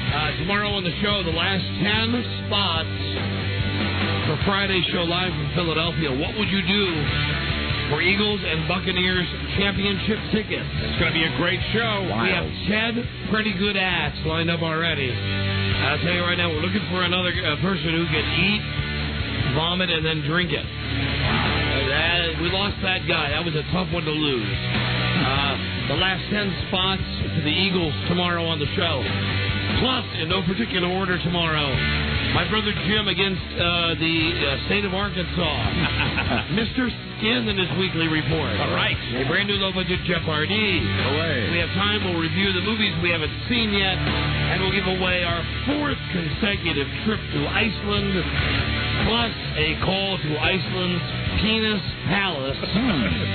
A museum. A penal museum. Wow. We should have one of our winners that gets the trip to Iceland. They have to go check that out. The Penis Museum. And then Friday, live from WYSP with the What Would You Do to Win Eagles show. Some of it in the studio, some of it out in the street. We got it covered. We'll have the most popular woman in network sports, Jim Nancy, and the guy who'll be calling the game on TV, and he is really a funny guy, Joe Buck. I love Joe Buck. He's a very good replacement for John Madden on Fox, and he'll be on the show Friday. So we're jammed up. Buzz, news and comment now. Buzz brought to you by Viromax Sexual Enhancer. Right. Have great sex more often with Viromax. At health food stores, pharmacies, and retailers, or call 1-888-TRY-VMAX. Now here's Buzz. Hi, Don and Mike. Eminem's father would like to be reunited with his son. Bruce Mathers has not seen his now famous son since the boy was 7 months old. Go F yourself, douchebag. That may be the answer he gets. Hangs out with his other son, though. Who's that? Jerry. Marshall Bruce Mathers III is now 30. Dad says he's been trying to reach the rapper for the past 3 years, but he says his calls never get returned. Mr. Son of a beach. So now he's going through the news media.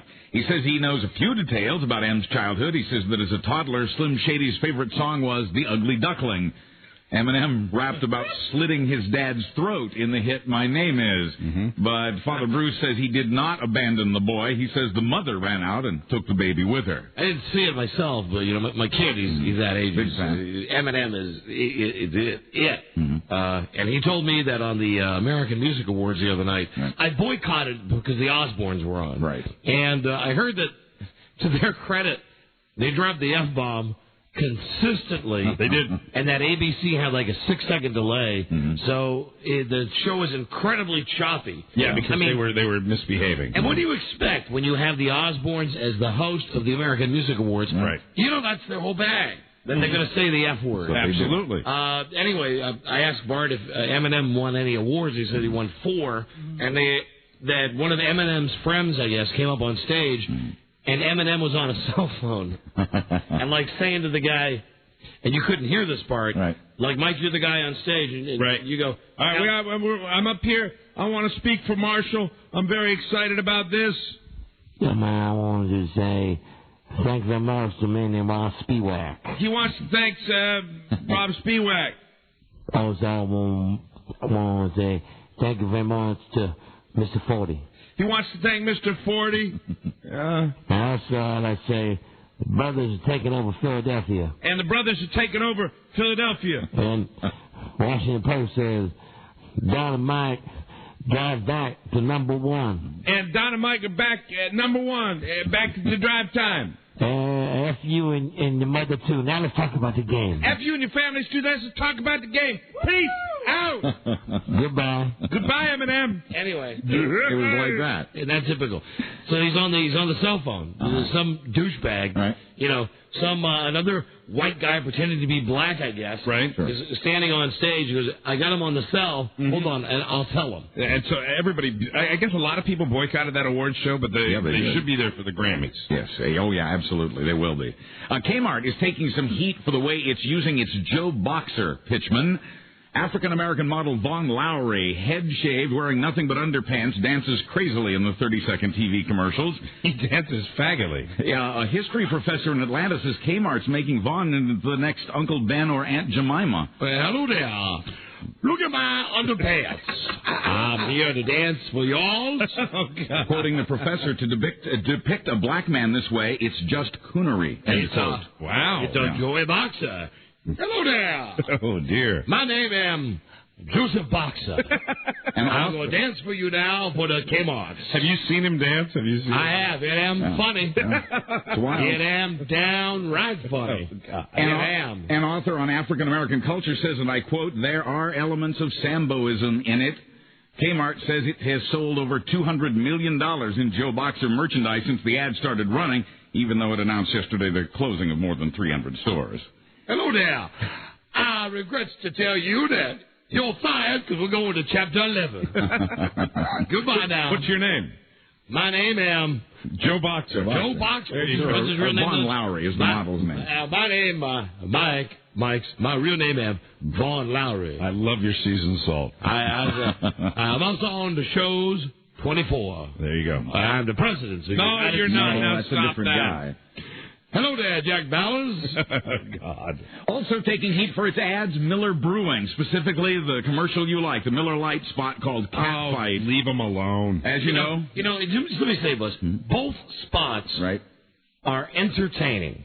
And really, you could look at any ad, any show, anything, and you could find something, if you really wanted to be nitpicky about it. Absolutely. Not this show. That you could find. I'll drink to that, Buzz. I'll drink to that. Lord, will I drink to that? But you know my point. You right, can find I do. anything. Right. Jesus, is this the best that America can do? Is get pissed off about a funny ad? I think it's with a black guy dancing and big-breasted girls mud wrestling. This is how we occupy ourselves, by focusing on things like this, I guess. The ad, if you haven't seen it, features two women in a poolside argument that leads to the tearing of clothing until they're down to their bras and panties and wrestling in, I guess, what is wet pavement, wet cement. Doesn't anyone know we are going to war? Yes, we need to be entertained. Thank you. The company's gotten emails, though, from over 200 angry viewers. The NFL, which runs the ads in its games, has also gotten complaints. Quoting a female PR executive, every time I see it, I cringe. It's degrading. Oh, please. The NFL, come on.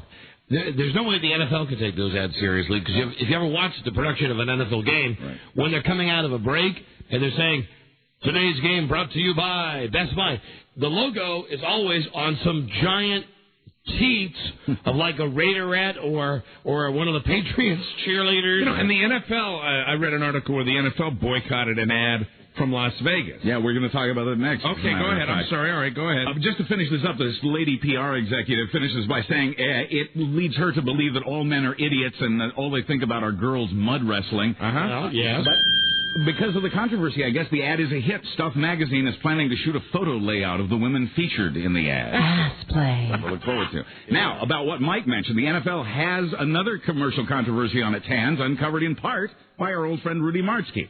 The mayor of Las Vegas tore into the league yesterday and threatened to sue it for refusing to allow tourist ads in the Super Bowl. The NFL rejected the spot, saying Las Vegas is too closely connected to sports betting. That is absolute stupidity. That is crap. Let me tell you, there are Jesus. Let's count the ways the NFL makes money. Okay. Number one would be through their TV contracts. Right. It's got to be. Yeah. And you might think that number two might be through merchandising. Mm-hmm. It might be through ticket sales. Mm-hmm. It might be whatever. No. That's number two. Number two is gambling.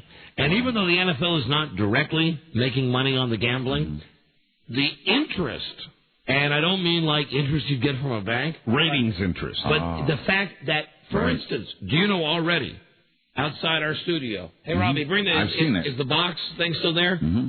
We've already got a page of Super Bowl boxes where people are paying $10 a box to win money on each quarter of the Super Bowl, which is still 2 weeks away. It's down, which says to me that it's been filled up already. Yeah, so it's already gone. Yeah. I mean, listen, it's a part of life. You go to Las Vegas, you go to one of those gigantic rooms, you get the line, not to mention the fact that in the newspapers, they're total hypocrites on this, too, where they say, we don't advocate gambling, we're not for it.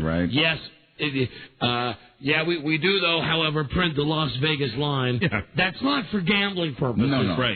That's just to let you know who's favored. Yeah, bull ass. It's complete hypocrisy, and really, and the ad, the way I understand it, doesn't have anything to do with, they don't mention sports betting. Well, you're going to love the response of flamboyant Mayor Oscar Goodman. He accuses the league of hypocrisy. I think the league is being so hypocrisy-full. And corruption. Quoting him, the NFL... Hypocritical, I'm sorry, D. The NFL doesn't have clean hands. They have the most dysfunctional athletes. Their refs can't make a right call, and their organization is upside down, but they're offended by us? This is Oscar Goodman. He goes on to say it'd be different if the ads had girls in bras mud wrestling, but these are legitimate ads. That's right, for tourism in Vegas.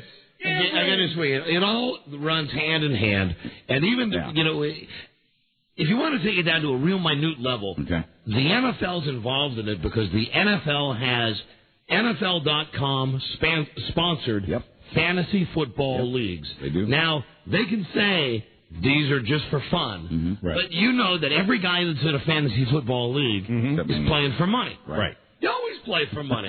It makes the games more interesting. It's like they want to ignore what the real bottom line is. When you're dealing with the NFL, the people like this kind of stuff, they want to somehow consider themselves above it. And it's the secret club. It's the club. It's the club of all the owners and stuff like that. I just, as long as we're talking about the NFL and the fact that they make so much money on the goddamn, TV, indirectly with the gambling and the TV. Right.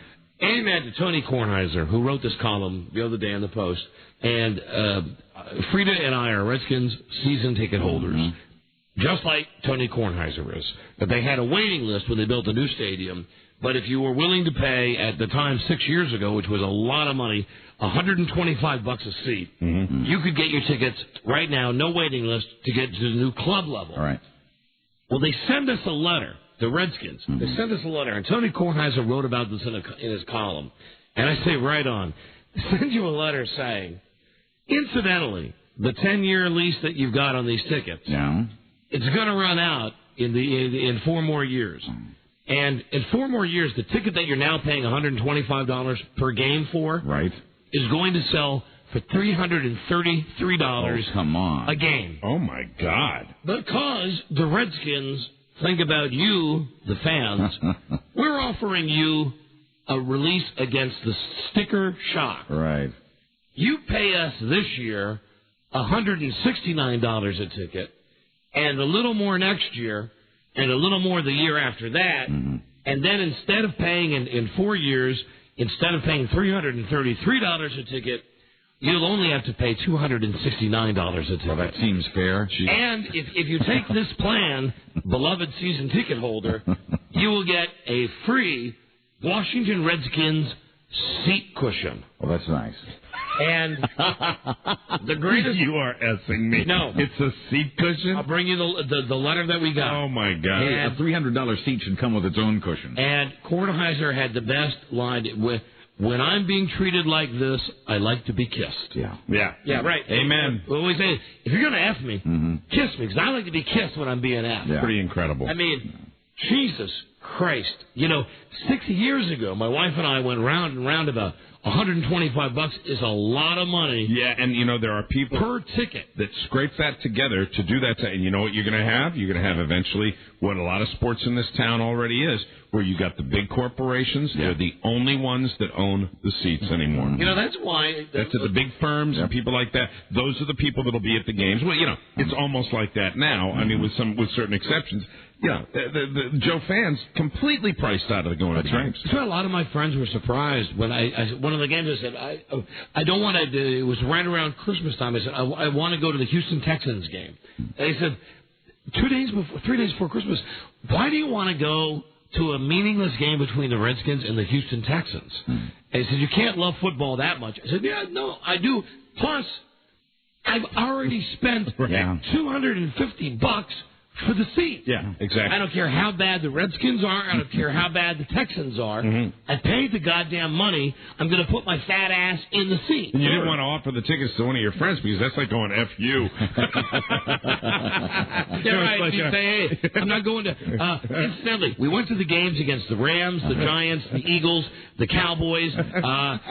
Mike, I do have a pair of choice tickets for the Houston Texans. So F you. Right. You know, the NFL's a money-making machine. It sure is. That's the bottom line. And people love gambling on everything. The money from TV you were talking about, the Super Bowl's filling up with commercials. ABC says it sold over 90% of the space already at the highest prices ever. The network's selling 61 30-second spots at well over $2 million a pop. Christ. On paper, that's over $60 million. Is that the sweetest deal in the world or not? I mean, the NFL has it. That's so good. We are all rats addicted to that crack. Absolutely. We really are. Judging from the stock prices, ABC and parent company Disney can use the money. NBC is trying again, by the way, to compete with the Super Bowl halftime show. Oh, please. It will air a special 20-minute Saturday Night Live weekend update. Oh, God. That will interrupt an episode of Fear Factor. Oh, please. That was you know, and I for a while, if we were up at midnight, I would switch off Mad TV and watch Weekend Update. Right. But frankly, those two, Jimmy Fallon and Tina Fey. Right. They're too full of themselves now. Oh, and Jimmy Fallon is, without question, the most affected individual I have ever seen. Is that... Does he think that cute little girl rap that he has going is going to get him more viewers? I mean, it's horrible. Yeah, and I know that they specifically, I believe, have read write that segment themselves, that it's not a room of writers, it's those two. And so they're the ones that are solely responsible for what you're seeing. And I watched it last week, and they have really bad, awful jokes, and they look very smugly into the camera as if they're all pleased with themselves. This is pretty good ass we're giving you right now. What do you think, Dope? Gonna turn Mad TV on? Yeah, you can't turn it off. Saturday Night Live. I turn Mad TV back on. Mad TV is so completely superior. Mad TV has a lot of the stuff that Saturday Night Live used to have, and they are consistently, Saturday Night Live, even when it started to fade a little bit, there was always one or three good laughs in it. Mad TV's the same way. I laugh when I'm talking about it, Mad TV. They got that one girl on Mad TV who does the best Oprah Winfrey ever. She is. I think she's phenomenal. You're going to probably see her with her own sitcom. Unfortunately, because they leave that show and they go on to different stuff. But that is, they got just great impressions on there. The fat guy that's on. I wish I knew his name. That guy does the best John Madden ever. Oh, it's absolutely the best Madden I've ever seen. And he does a great Jay Leno, too. A bit of serious news that will please you. A judge today here in the Washington, D.C. suburb of Fairfax, Virginia, ruled that 17-year-old John Lee Malvo can be tried as an adult for last summer's sniper shootings. Prosecutor says he'll ask for the death penalty. I got a little insight on that. A friend of a friend of a friend of a friend has passed along to me. This kid's only eating vegetarian meals now. That's all he eats. He'll be healthy then. They have this kind of thing they serve that they call like a veggie loaf. It's really disgusting, and that's what he wants. He'll be very healthy when we kill him. That will make him stir-fry. Yes. Buzz, hold on, please. We'll be right back. This is the Don and Mike Show. Gosh, I hate to interrupt. It's all been so incredibly fascinating and entertaining and instructive. Really, the time has just flown by. Go F yourself, douchebag. The Don and Mike Show. Sweeter than Vince Lombardi's caramelized scrotum. The Don and Mike Show. Now here's Buzz. Hi, Don and Mike. Former TV newscaster David Brinkley is lucky to be alive today. Where's our tape of David Brinkley losing it on TV? He was carried out of his burning home in Jackson, Wyoming yesterday by a policeman who had to break in through a window. Well, thank you. Brinkley's been confined to bed by goddamn nonsense. He's been in bed with health problems. That's great wits.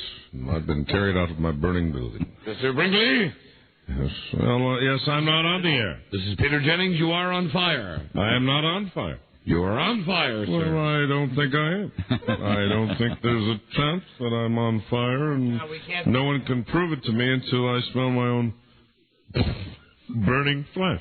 The officer also rescued Brinkley's caregiver, who had apparently fallen asleep in front of the TV and continued to sleep through the fire. She is a whore. The fire was caused by poor insulation around the fireplace. Thankfully, I guess nobody got hurt. Please, if you get an opportunity, save my caregiver. Got it. Save my caregiver. Flames were coming out of the... Here you go. Why don't we let Jeff Greenfield have a go at it first? No, let me have a go. I'm on fire. Go ahead, David. I wish to say that we all look forward with great pleasure to 4 years of wonderful, inspiring speeches, full of wit, poetry, music, love, and affection. Sounds more goddamn nonsense. The other is that... You can't say that on the air, Mr. Frank. Well, I'm not on the air. I was amused to read that Ross... David, let me go on the shit. We are on the air. Well, I'm not on fire. David, just let me say this. You are on fire. Well, it's goddamn nonsense. It would probably oversimplify this new study to say that it tells women to stop whining about sex. But the study says a previous report was wrong when it claimed 43% of women suffer from sexual dysfunction. The study says it's really more like 25%. What does that whining sound like, Rob?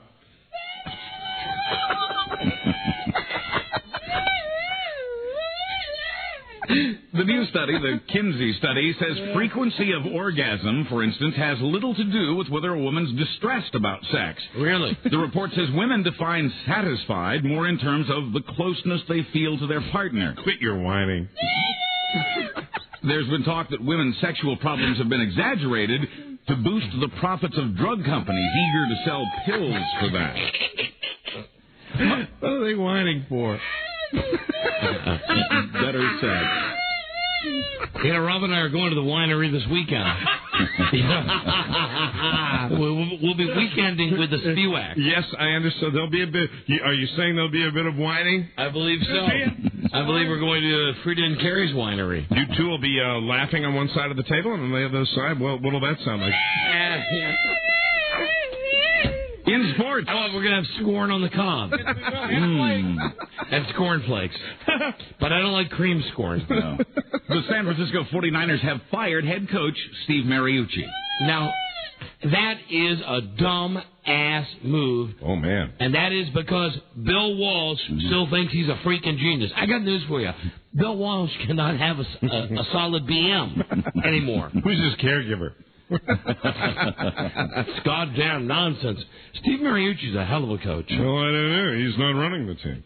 And finally... I'm on fire. Mr. Mariucci, you are on fire. I am on no goddamn nonsense. Finally, an adult bookstore in Minneapolis sells magazines, videos, and adult toys, has upset the church-going people who live nearby. They already didn't like the billboard that says, "And God said, go out into the world and have great sex." But they really got upset when they saw the sign on the store that reads... No need to mail order. Gay videos in stock. Clergy discount. I'm Buzz Burbank on the Don and Mike Show. Thank you, Buzz. No. Yeah, that's it. Mr. Brinkley, we got to go. I'll be back tomorrow with the all-new episode and the final 10 spots for the Eagles-Buccaneers thing and everything else I mentioned. Thank you, everybody, for a good show today. Good day to you, sir. Good day to you, sir. Good day to you, sir. Good day to you. Want to go to the moon? You bet. Okay. Be out. Eaters. Till we meet again, this is Sammy Davis Jr. saying, be kind, be nice, and I hope the next performer has the pleasure of having as nice an audience as you've been tonight. And let me leave you swinging.